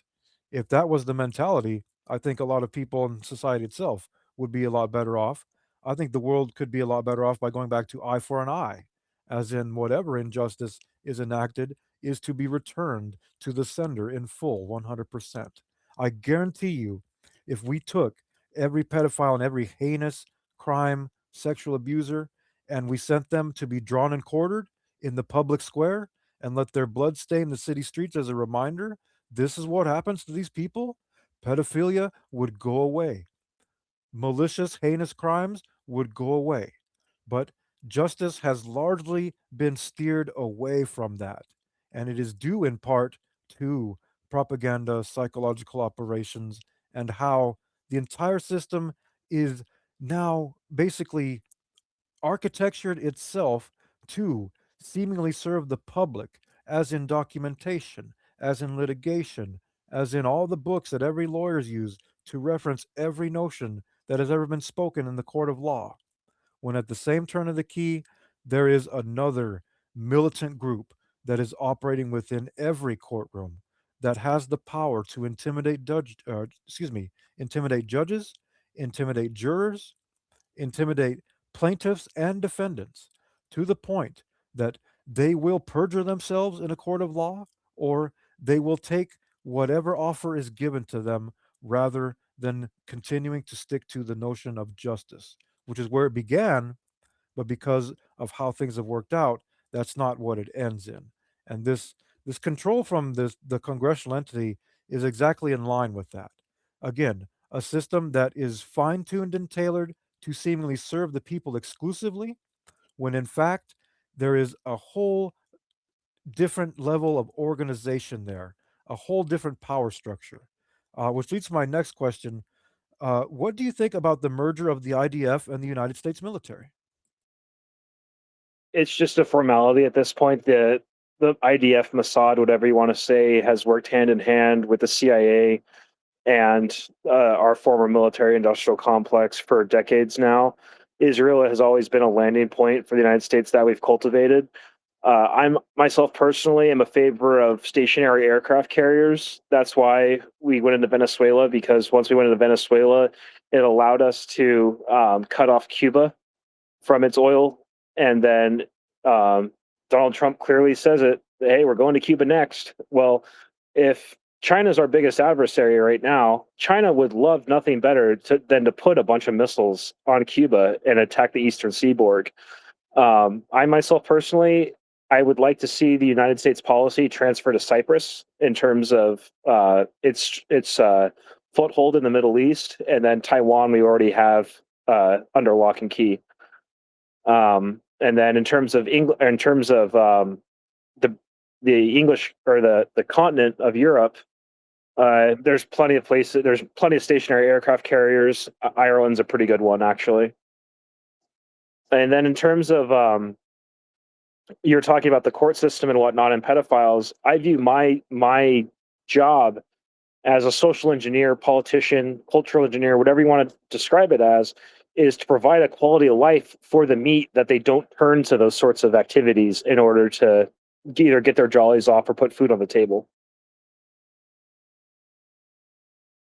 It's not a common profession in anyone I've met, I'm certain, and it appears that you have taken one of the roads less traveled in life. Very much so. I've There's very few people that I can talk to about this sort of stuff, and have it understood. Where it's like, yes, I don't vote. I manipulate elections. This conversation that I'm not saying this conversation that you or I are having, where it feels like an interview, but when I have a conversation with somebody, what I'm doing is I am trying to get as much information out of them as possible and see how good of an asset they are to me, or if they are a piece of meat. Clinically, I'm just a straight sociopath. You admit it though. You have the courage to admit it. You have the courage to cite this is why I do it. It's not something that's entirely based out of malice. It's just something that you have become. I find myself the same way in many ways, largely critical, always vigilant, always aware of what I'm saying, where I'm saying it, trying to be well spoken. You said we've already got Taiwan under lock and key. Can you elaborate any more into that? Taiwan. So after the Taiwan Republic was formed, the United States dumped a bunch of money into it, propped up its industry. In terms of manufacturing goods, some of the best goods to come out of Southeast Asia come out of Taiwan. There is treaties between South Korea, Japan, and Taiwan and the United States to defend Taiwan against China. We're dumping money into the Taliban so that if China does make a move on Taiwan, we can kick its shit in through the back door through the Gobi Desert. Um, Taiwan's not going anywhere. Taiwan, like it's too good of an asset for the United States to give up at this point. Even though we've introduced the CHIPS Act, and the state where I live in is the one of the biggest beneficiaries of this CHIPS Act. So, uh, Taiwan, it's still a bartering chip for the United States, but it's a bartering chip that's worth a lot of money, and that's why China wants it. It's it's it's how do I put it? We're waiting to see who blinks first. Really, China, it has built up a large invasion fleet that fortunately is conventionally diesel powered to take Taiwan. The United States already has a plan to bring in close to 1 million troops into Taiwan if China starts making movements. Um, it's definitely a hotbed issue. But let's say even if the United States views it as we don't feel like defending Taiwan, um, what you're going to see is that even if China does take it, the Taiwanese are just going to sabotage everything, and they're not going to. China's not going to be left with anything of value, and then we're just gonna airlift everybody out of Taiwan that wants to leave. Essentially, it's at that point the strategic value lies only in the logistics of it, which there is still some strategic value there, but obviously not nearly as what there would be if infrastructure could remain intact. So, yeah, it's interesting the facts that you were just outlining there, just how lock and key we have Taiwan under currently in regards to tensions there. Um, what are your thoughts on Russia? Is Russia China's closest ally? No, uh, China needs Russia for its petroleum products, but at the end of the day, the reason why Ukraine was striking into China, or into Russia more deeply is because I straight up told Putin through back channels, I will give you Ukraine in exchange for restoration of the winter war borders with Finland, which, like, I'm trading tundra for the breadbasket of Europe. It's a total win-win for everybody. I get to fulfill my family's dream of a restored Finland, which doesn't really mean anything to anybody. It's more of just like a, hey, Grandpa, here you go. And then Russia gets the breadbasket. It also gets all the petroleum infrastructure that Ukraine still has in place. And then if we give Ukraine to Russia, then Russia starts controlling the EU through its energy dependence for a little while until Europe renuclearizes itself. But I view Russia as a much better in terms of the Asian sphere of influence. I would much rather be partnered with Russia than partnered with China, even though right now the United States is definitely partnered with China. It bears out in the Korean War and the Vietnamese War, where ultimately at the end of the day, we were fighting China. Cold War, essentially, that's where it goes to. Interesting take on Russia there. Uh, again, oil as the most basic motive here, everyone. The most obvious motive, where all these other narratives are spun, be them fantastical or historical. Remember, there's always, uh, it's always a lot more obvious than what it appears to be. It is the psychological operations themselves that paved the way for every other theory, for every other conjecture, for all of it. That's the basis of it, is to immerse disinformation. As touched on earlier, it's a strategic operation to alter the mindset, the emotional state of enemy groups, foreign nations, or civilian population. That's the AI telling you that, everyone. That's what psyops is. It's to be used on the civilians. You got to understand it. Russia has a shitload of natural resources that we we in the United States would love to have access to. They also have uh, industrial knowledge that we just don't have in the United States. Like you look back to the SR-71 program to procure all that titanium, we had to make all these CIA shell companies and whatnot just to do the stuff. And then once we had the titanium, we didn't know how to work with it that well. So fortunately, that knowledge base has left for some of that knowledge base has left Russia, but it would still behoove us if we want to progress as the human species to partner with Russia because Russia has one of the most advanced space programs available. It's true. History proves that. Who supposedly got to the moon first? All the Soyuz missions. Uh, Testimony I've heard from Russian citizens citing that there's already been several levels of disclosure in Russia to which most civilian Americans have not yet had, even as it's claimed that we're having all these disclosures happening now. We touched on Ukraine. What do you think of Tulsi Gabbard revealing the biolabs on her way out here and the connection to Ukraine? There's biolabs, and I think I think it was 130 biolabs in 40 countries was the figure. Um, Biowarfare is the new nuclear weapon. There's no reason for us to be launching nukes at each other when we can put viruses into populations that would completely decimate them. That will you kind of look back to the bubonic plague or whatever, or Ebola.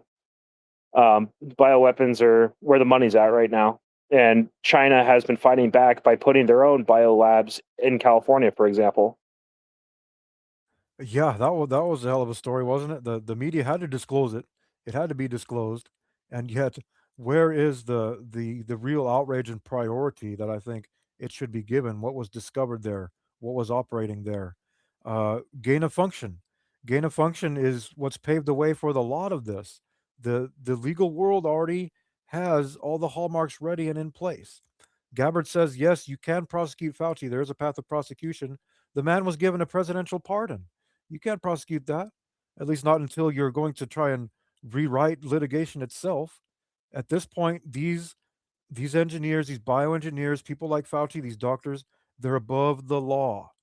They are operating on a level that is above the law. And it's largely because of the psychological operation that it continues, because there's a path of prosecution, but then that's it. That's all we're told. The people and the lawyers are supposed to discover the rest on their own. This is Gabbard sounds like someone who was on her way out and who had probably disclosed whatever she No, had to seal her legacy. in the document that I sent to you, Gabbard's included into that. We've been working with Gabbard since the beginning. You'll notice how right before she made all these disclosures of MK Ultra, the bio labs, the cover up of COVID-19, she's distancing herself from the current administration because we don't want to lose her as an asset. Um, great woman, served this country well in terms of her military history or military capacity, her service she did with for Hawaii as a congresswoman, and then when she attempted to run for president, she got steamrolled by the party that she hitched her horse to. Right, and she also cited, illness with her husband, right, as another form of her reasoning, which is quite common for those who find themselves in that position.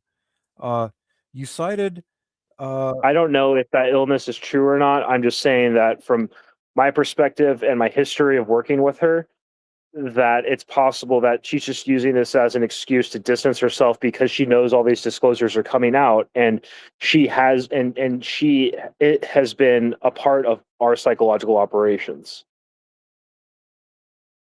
that's touching on the next question I have here, which is the value of the current administration in question due to said, disclosures.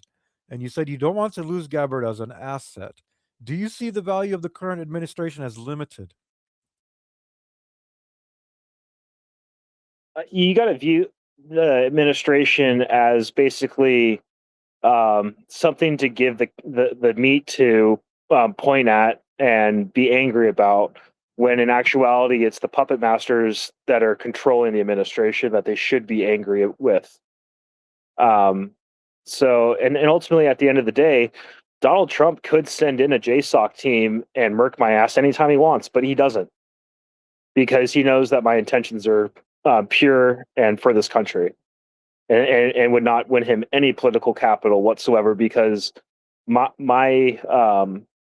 my network is so large that they would instantly disclose, like, yeah, Donald Trump killed this guy after he did all this for the country. Or it's about having that network. The political rule is a lot like the mafia rule, the mob rule. They will rub you out if you don't have networks, if you don't have integrity, if you don't have intelligence.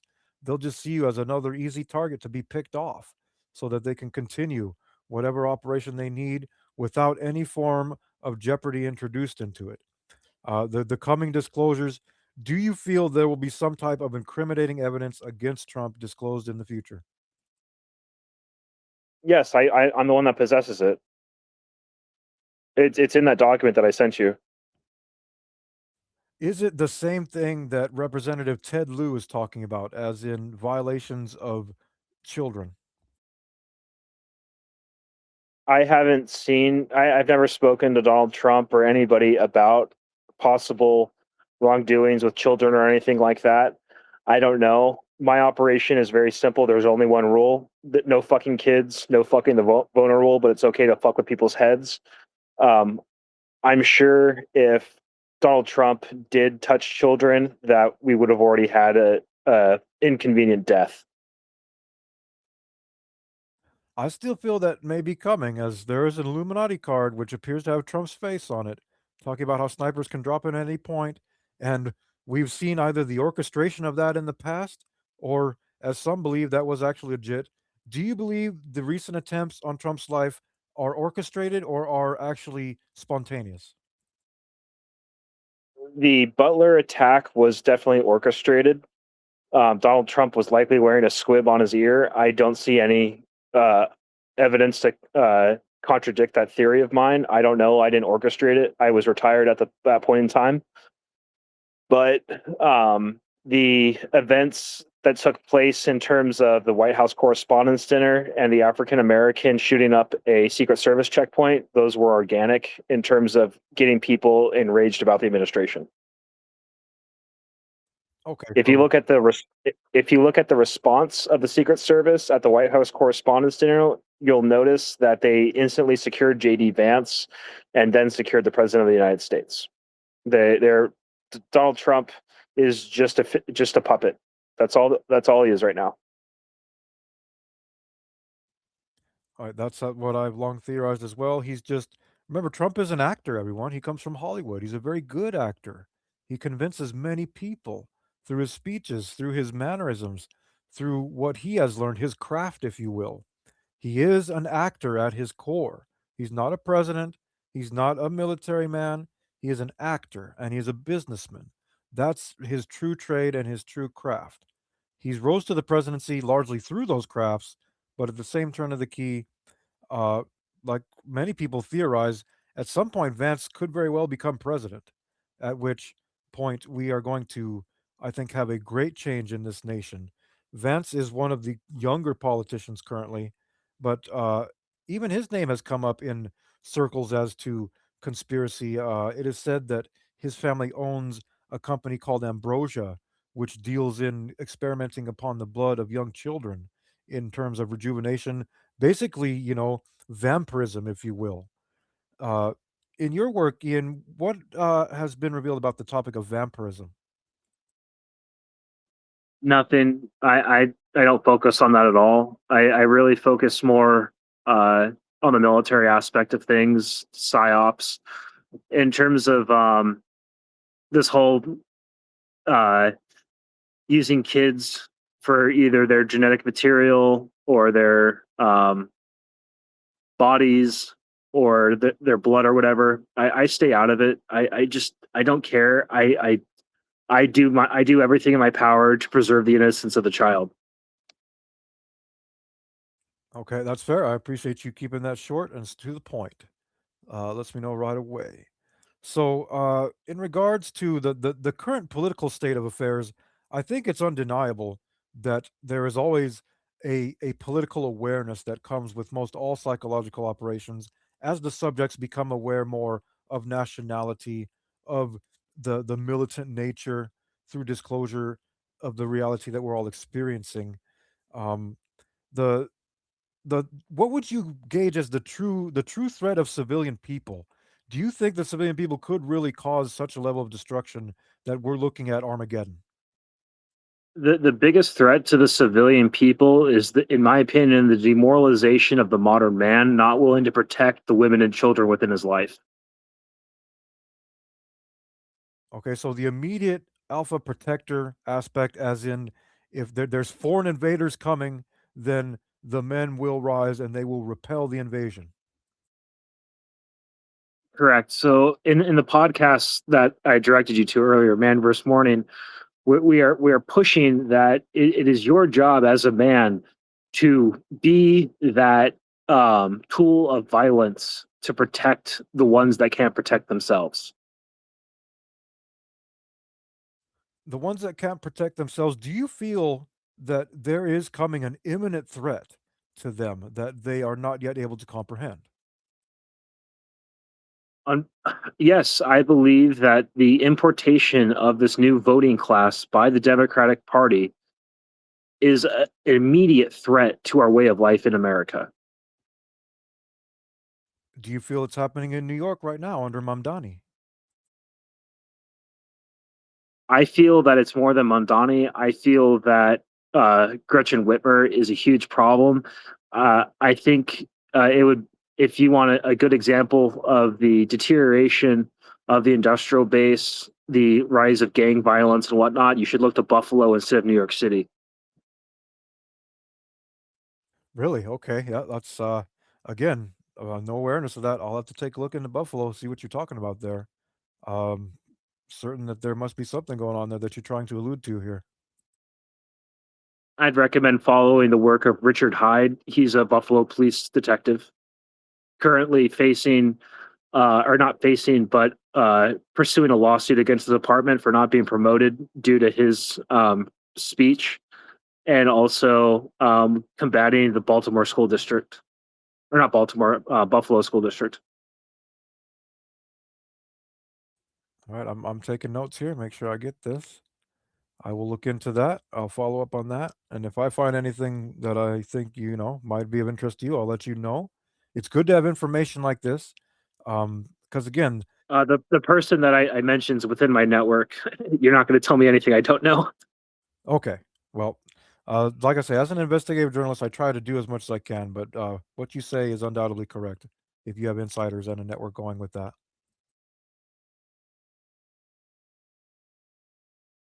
Next point here. Um, do you see China as the most imminent threat to the United States on the world stage? No, I see people's desire for cheap consumer goods, which leads them to purchasing things from China, being the biggest imminent threat, and that's what China has exploited by consolidating our industrial base out of our country within China and other Southeast Asian countries that it has large influence over. Okay, so it's more of the what is essentially free enterprise right now in China and the people's convenience with that rather than the awareness, the knowledge of where it could go. Correct. People are focusing on that microtransaction instead of the macro transaction that's taking place when they choose to purchase cheap Chinese goods. You look at the quality of hard assets like air conditioners, vehicles, um, industrial equipment. Like I don't know if you ever seen like a cheap Chinese skid steer or whatever, but the quality of goods coming out of China varies drastically. But when you get a good product out of China, it costs like a good product out of China. It varies. There's the same factory has different grades of product, even though it's the same functional product. How long it lasts varies. Um, it it just comes down to people's price sensitivity, where don't they don't look at the consequences of their purchasing. Right, I think more and more consumers completely overlook that in the name of, "Can I get it quick? Can I get it at a decent cost?" And then they find themselves with a defective product. I discovered this with Zero Point Technologies as my business partner insisted that we order from overseas for our 3D printer, and for the same reasons you advocated, I said, "I think we should buy American," and as I worked with this 3D printer, it was the largest headache I had ever encountered in terms of engineering. My entire engineering career, this 3D printer I believe to be defective. I think my business partners were trying to sabotage me from the very beginning. As I said, was commonplace with this type of technology that we were building. There's always an aspect of sabotage that is introduced into it. And there's always a foreign interest as well that is interested in it. Um, so it's just to be clear, you feel that it is the what is essentially operating as free enterprise in China and is the convenience of we the people in our short-sightedness, not being able to realize I might have a short-term convenience here, but long-term, this is not helping the nation, this is not helping our economy, and ultimately this is not helping our morale as Americans. Uh, I see many Chinese psychological operations that are going on within the United States right now, which are trying to paint a very different picture about how every product that comes out of China is complete quality and there's no defection to it. It's all just propaganda they're trying to cite. Uh, what do you think of the entire Huawei trial that went down with all the telecommunications? Are you referring to I think you're talking about Huawei's backdoors within their routers and whatnot. Yes. The United States does the same actions. Our telecommunications backbone of this country is very important, and it should be made domestically, designed domestically, deployed by citizens of this country. Telecommunications is a huge vulnerability or potential vulnerability that bad actors can and will exploit. Interesting. This is right in line with the amount of funding from telecommunication companies into 6G, into the data centers, which again are being more and more revealed for what they actually are. Everyone, this is a militant operation. Do you remember Jade Helm that happened several years ago, in which we were having military personnel blending in with the public? Uh, how deep do you think, or are you informed that actually goes, Ian? Is there actually active military posing as civilians 24/7? You're going to have to remind me what Jade Helm was. And then, in terms of military acting as civilians, no, you're looking at private military contractors blending in with the civilian population, acting either for or against the population. I have personally found people of questionable backgrounds working within the private military contractor space. So it could potentially be domestic as well. in terms of like, do we have foreign spies within the United States or sleeper cells? Yes, those exist. Okay, and yeah, just to refresh on Jade Helm real quick, this was a military operation that occurred in 2017, I believe, in which they were experimenting with actively inserting uniformed personnel into more civilian atmospheres, like the grocery store, even locations that would be, pretty far away from bases for most common installations. Like here in Arrowhead Heights, we always see military personnel here because we're right by the base. But during Jade Helm, we would have people that are reporting movements from like the middle of Washington, Wenatchee, somewhat isolated locations. I think that was just, another litmus test testing ground to see how far it could go and how civilians would initially react to seeing a lot more uniforms and boots in the ground in civilian perspectives, anticipating at some point it's going to become commonplace during a full out, full scale war, be it ballistic or information, whatever, biological. Um, and as you cited, there's big money in this right now.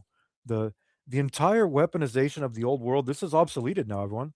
The bombers, the planes, the submarines are largely being converted to become either hubs for communication and espionage or some type of non-ballistic weaponry, as in microwave, as in laser, as in kinetic, I guess. Yeah, there's kinetic applications for this as well. Um, let's talk about weaponization for a moment, Ian, and just I how want to far. answer your question about Jade Helm first. We already have active duty military personnel living and working within our civilian population. It's called the Army National Guard, Air Force National Guard, or and also the reserves. They're out there. They're just citizens like you and I, and these people, if they're in a state that allows for concealed carry or whatnot, they're likely armed and ready to protect the civilian population if the need arises. I guess that's true. We've seen the guard deployed to many cities in recent times. Portland, Oregon, I think, was one of the most notorious ones due to everything that's going on there. Since then, we've seen a large decrease after the guard has been deployed, and obviously ICE. Well, what do you think about ICE, Ian? What do you think about this entity? Um, so I've personally called ICE on my own family, not not not due to them being illegal or anything like that, but them utilizing illegal immigrant labor. Um, ICE's hiring standards have been relaxed in order to bolster the men in uniform and whatnot. In terms of what ICE is, it's really just an enforcement wing, jackbooted thugs. That's all they are. The intelligence is provided by the immigration courts and the state departments and Department of Homeland Security. ICE is just there to execute. It's just meat moving meat. Gestapo is the first current term that comes to my mind when I think about some of the videos I've seen and how people are being abducted off the streets. So it's just like you say, it's meat moving meat. There's the intelligence is provided. Uh, some feel that it is all legal. Other feels that you're infringing on some rights here. But again, who has the ultimate say at the end of the day, right? When it comes to any jurisdiction, it's the Supreme Court. The Supreme Court is said to be the end all tell all disclosure of every law that is finalized. Um, have you ever worked with the Supreme Court before or any justices, Ian? No, none of my work has gone in front of the Supreme Court, and none of my personal criminal activity has met any appeals court at all. Okay, well, that would suggest a clean record, right? It's all made to be clandestine. Make sure you're on top of your business, and like you say, it's all about effectiveness here. It's all about where the value of humanity lies post labor, which is what a lot of the ancient texts tell us the human body was created to do from the very beginning, was just meant to be for labor, as in the real extremes that the human body can actually tolerate in terms of temperature, in terms of stress, in terms of information. The psychological war that's going on, we're pushing these limits now. It's not just physical anymore. We're starting to push the limits of integrity, of ethics, of your current level of consciousness, if you will, has more become aware of this extra layer of reality, if you will, that has always been here, and there have always been those who are working and interacting with it, but most civilians remain vastly unprepared for the true ramifications of what this means and where the future of humanity is going at this point. Where do we go? How do we display ourselves as continuing to be a virtuous race, as continuing to be people that are noble and have not completely submitted to debauchery? It's becoming more and more evident that we're not the top of the food chain as civilians had been taught that we were.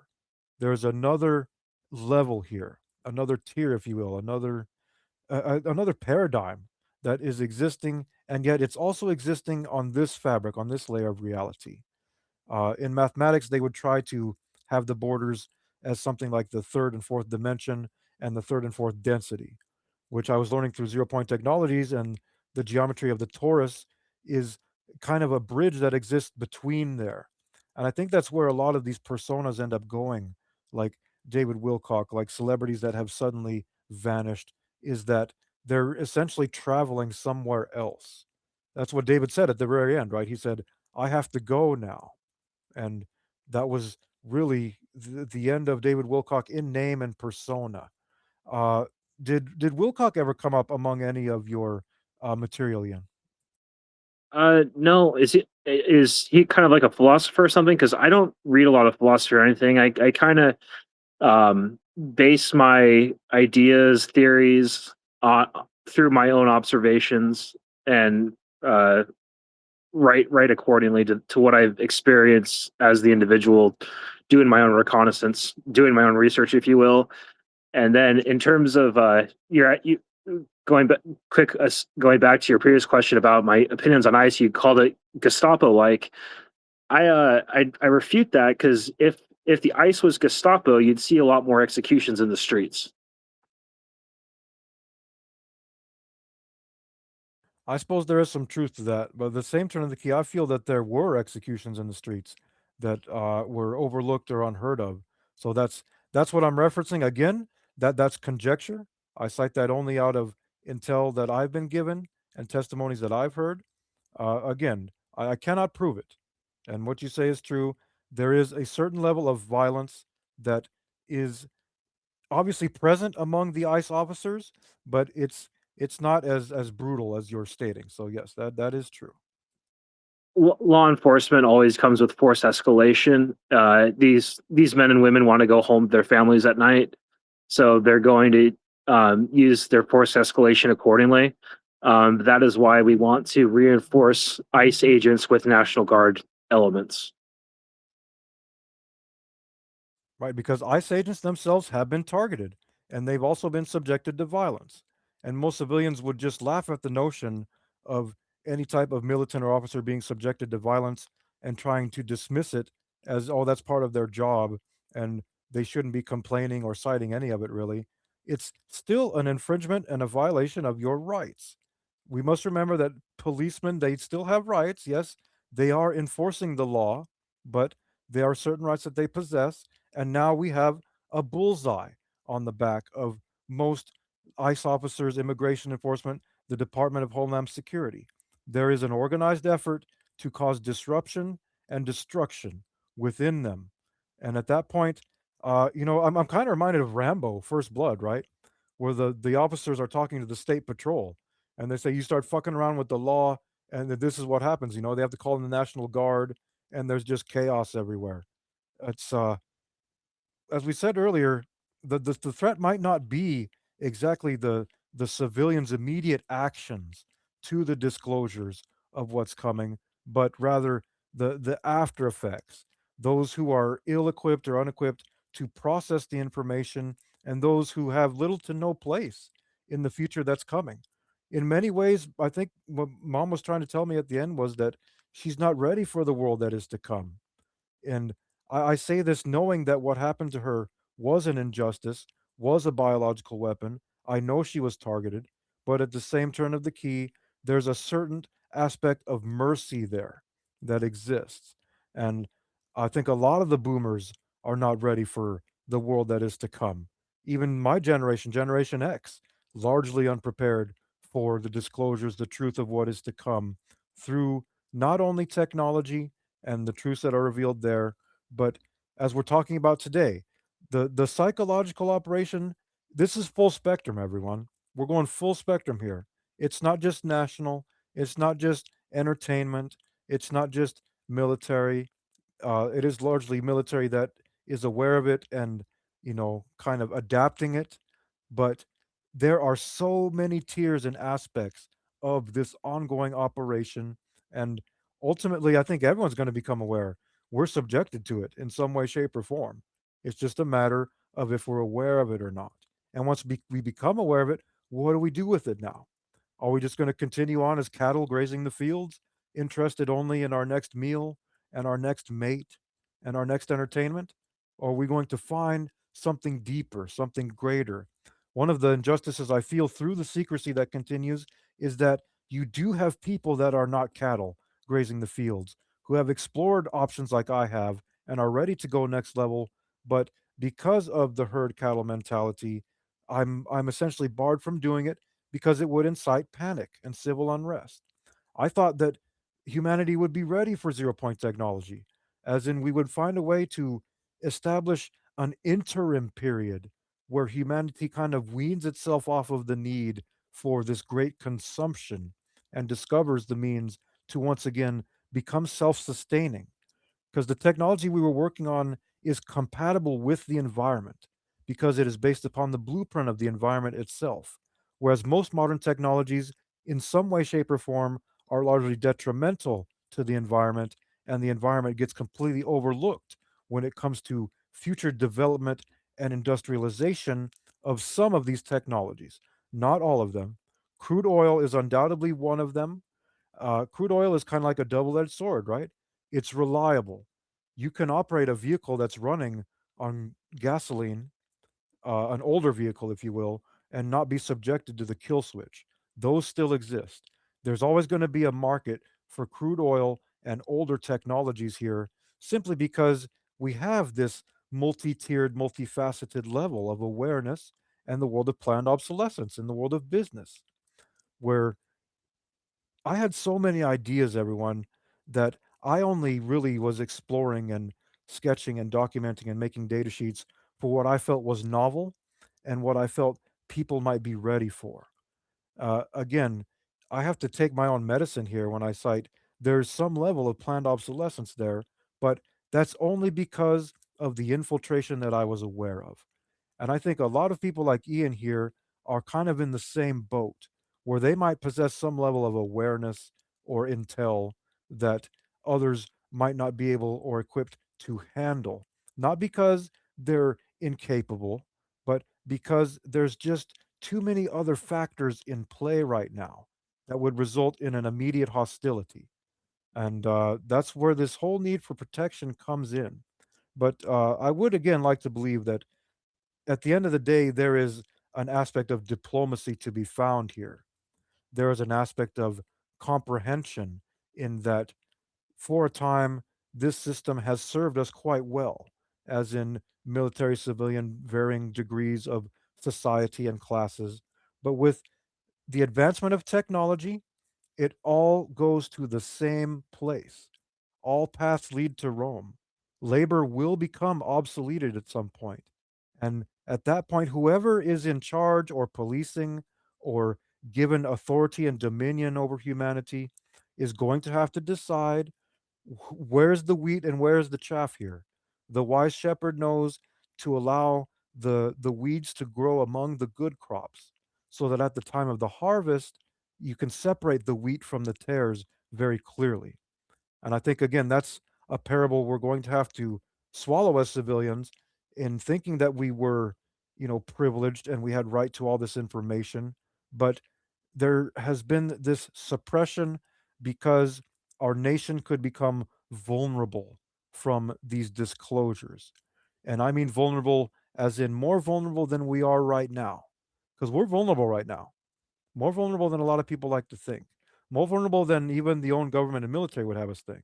That's why we have the aspect of psychological operations going on right now is because there is this level of distrust that remains and this ever growing threat, a threat that wants to monopolize and control everything, whereas individuality itself is now obsoleted.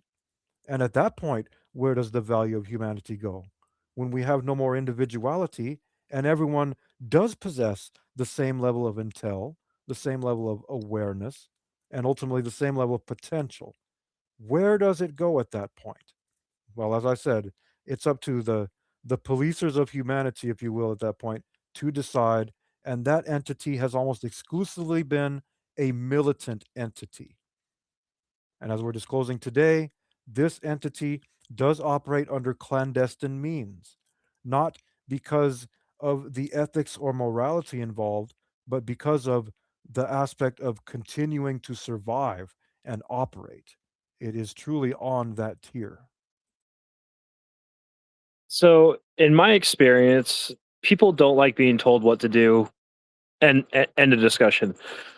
That's why we have to run these op. That's why we run psyops to influence people to slowly ease them into this idea that we're doing this because we know we're right. You're just being when I say you, I mean the average person is just being stubborn, and that stubbornness is usually from selfishness, or not selfishness, but like self-preservation. People want their quality of life to be maintained. When I first launched my operation, um, my trainer was actually married to a woman, even though he was gay, and I would interact with her as well. And she would tell me, Ian, you can do whatever you want, just don't burst my cocoon, is how she would put it. This life that she cultivated for herself, she let me into her cocoon, but she made it very clear that if I did anything to destroy her cocoon, that there would be ramifications. And that's why I take my safety so seriously in terms of trying to stay somewhat anonymous, uh, trying to reach out to these government entities that have police forces, um, aligning myself with the military communities. I those are just the people that I trust. I have found that the civilian population and my viewpoints that I am willing to express with them sometimes lead to difficulties in terms of my potential safety. I just don't want to be John Lennon at the end of the day. I just want to say this is what I was able to do with very limited funds, talking to the right people while living a normal life, experiencing the same hardships that the average person experience as a result of my ideas. Um, I'm not going to say I'm an everyman because I'm not, but I can empathize with the everyman.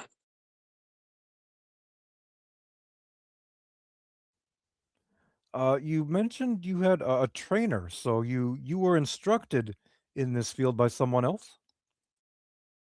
So when I came off my NSA contract, I was at a bar and I was approached by a Army Ranger named Marcus Brennan.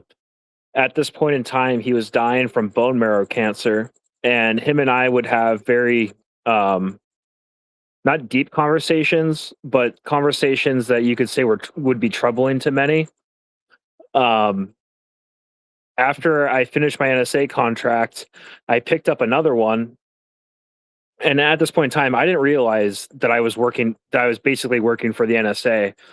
So I pick up this contract and I pick up some ride shares off Craigslist and we go down to Patagonia, Arizona. And while we're at the state park, showering off the lake water because we're trying to cool down during the summer heat there, one of the ride shares says something very inappropriate about a young girl.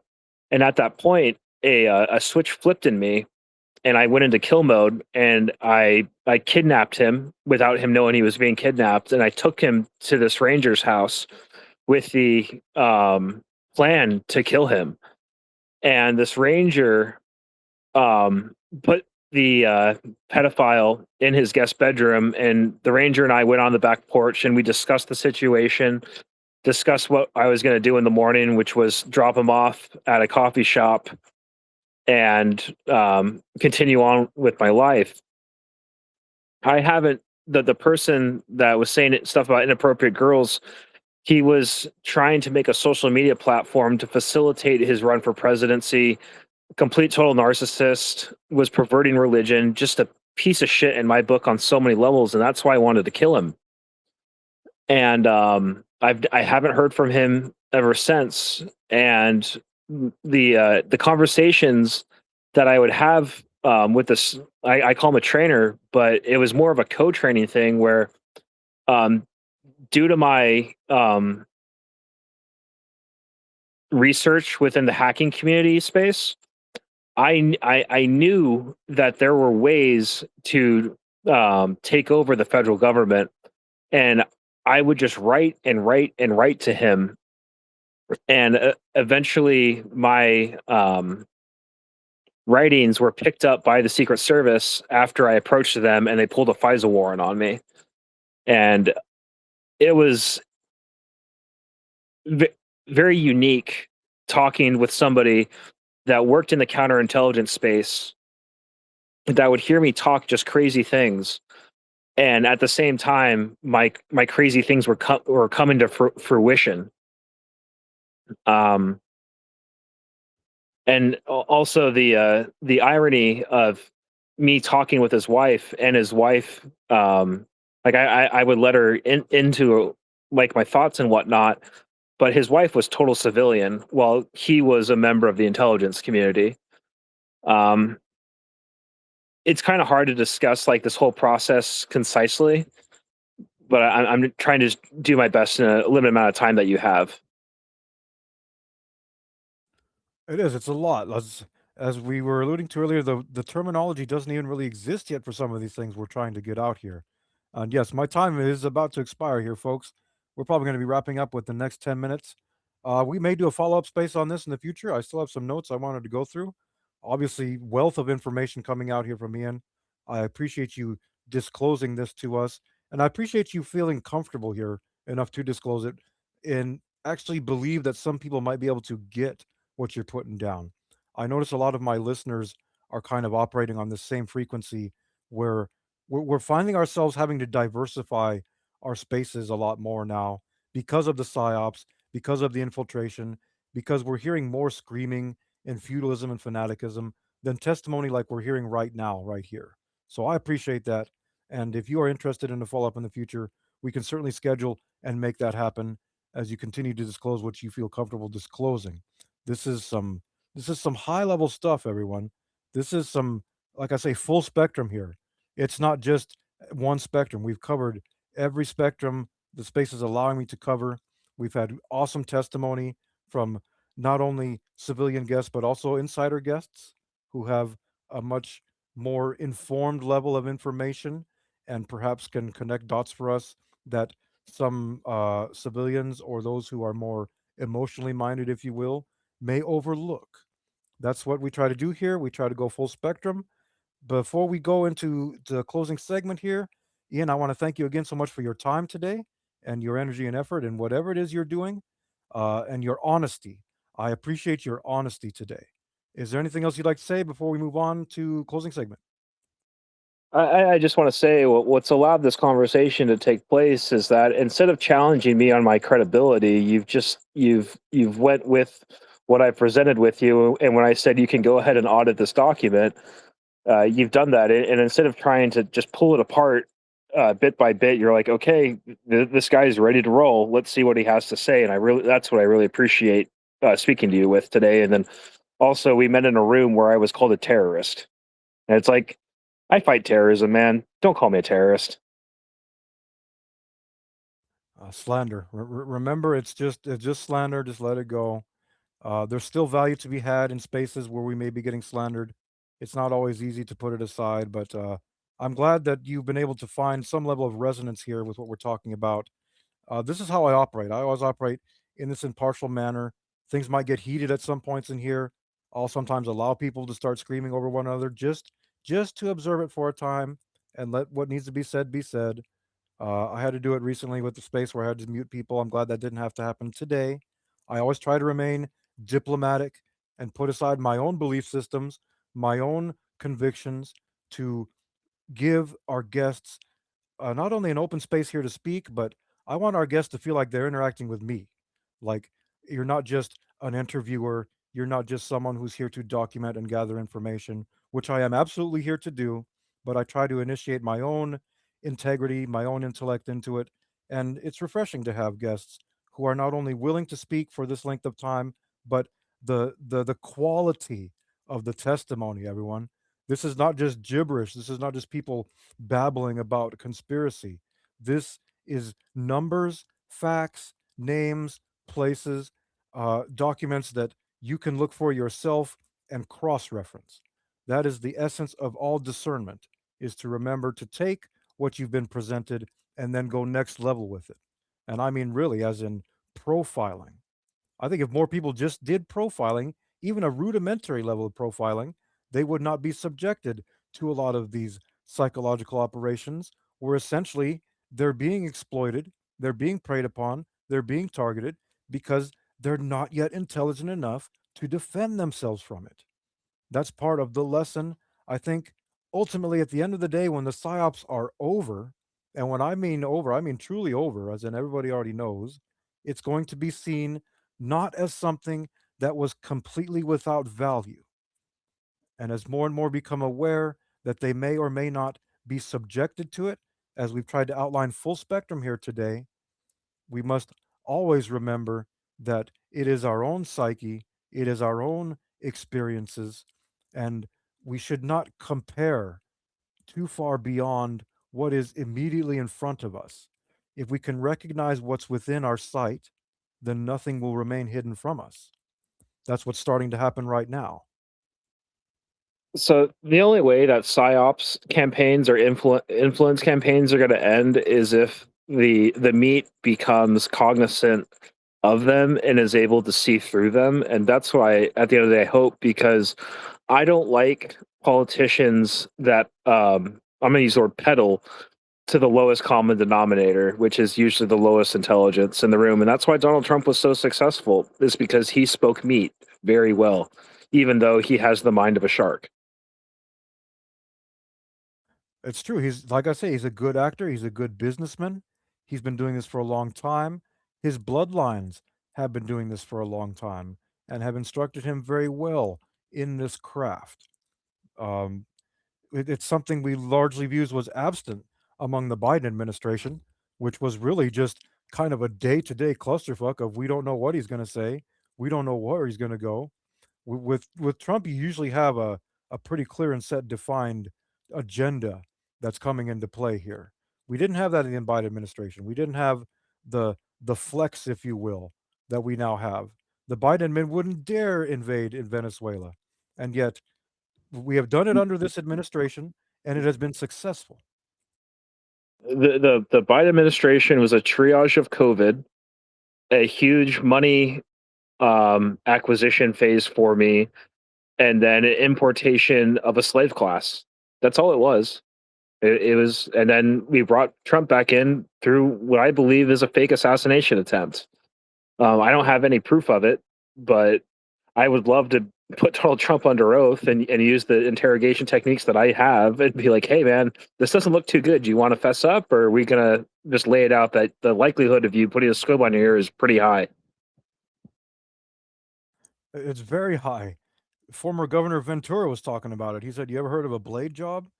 The world of wrestling and politics is much the same. The same tactics are used, the same feudalism and fanaticism are present. Indeed, there's been many predictive programming occurrences that have come through wrestling, such as Macho Man and Hulk Hogan predicting the destruction of the Twin Towers. There's a lot of instances of this. It's just like Hollywood, everyone. Remember, it's if it's on those frequencies, then at some level, the future can be seen in everything. It's merely a matter of how attuned to it you are.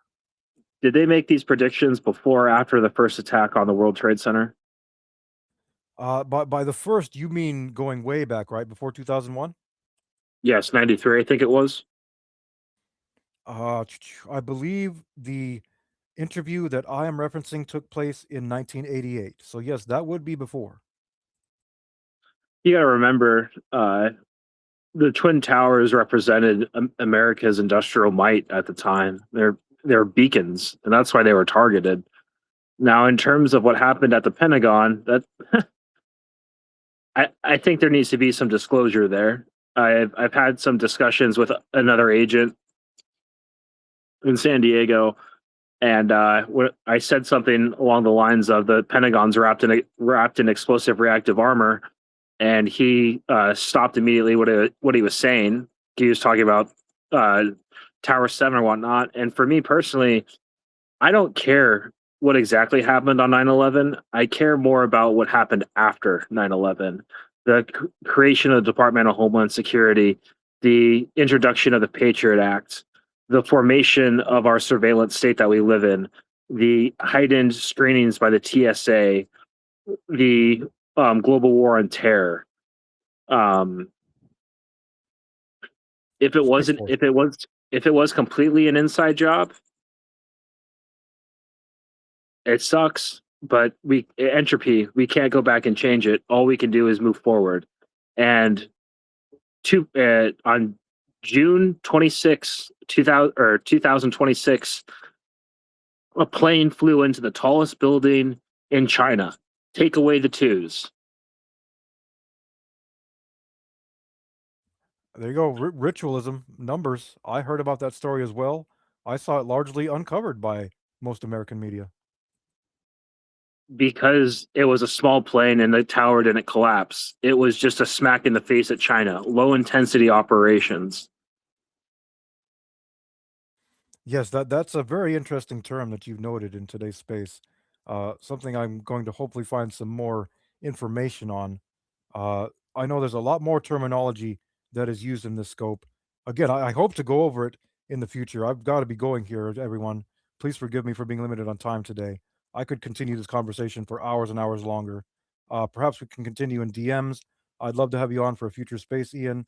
And I'm again just delighted and overjoyed to find people that are interested in these topics and then can offer testimony based upon the environment to which is presented here. That's what we do here. We go full spectrum. Thank you all for listening. Again, anything in closing for us, Ian? Yeah. Contact me in the DMs, and what we can do is it'll allow me to get my thoughts down and whatnot, and then you could bring it up, and hopefully we can have a nice, concise answer for when we display it for an audience, hopefully larger next time. And hopefully less. We always deal with some level of infiltration here. But those who are meant to hear will hear. Please share this space, everyone. I'm going to review this space and go over some things, add to my notes. I'll have follow ups for you all as always. I hope you all have a great week. Thank you so much for spending your Sunday with us here this evening. Thank you again to our gracious guests, and thank you for listening. Remember to be vigilant, everyone. Be intelligent. Do your own research and keep an open mind moving forward as to the true disclosure which psychological operations that you may be being subjected to at this point in time, most likely are being subjected to, why it's happening, how you can better prepare yourself for it, and where it is ultimately going to go. As outlined from the insider here for us earlier, they're they're separating the wheat from the chaff here, essentially, everyone.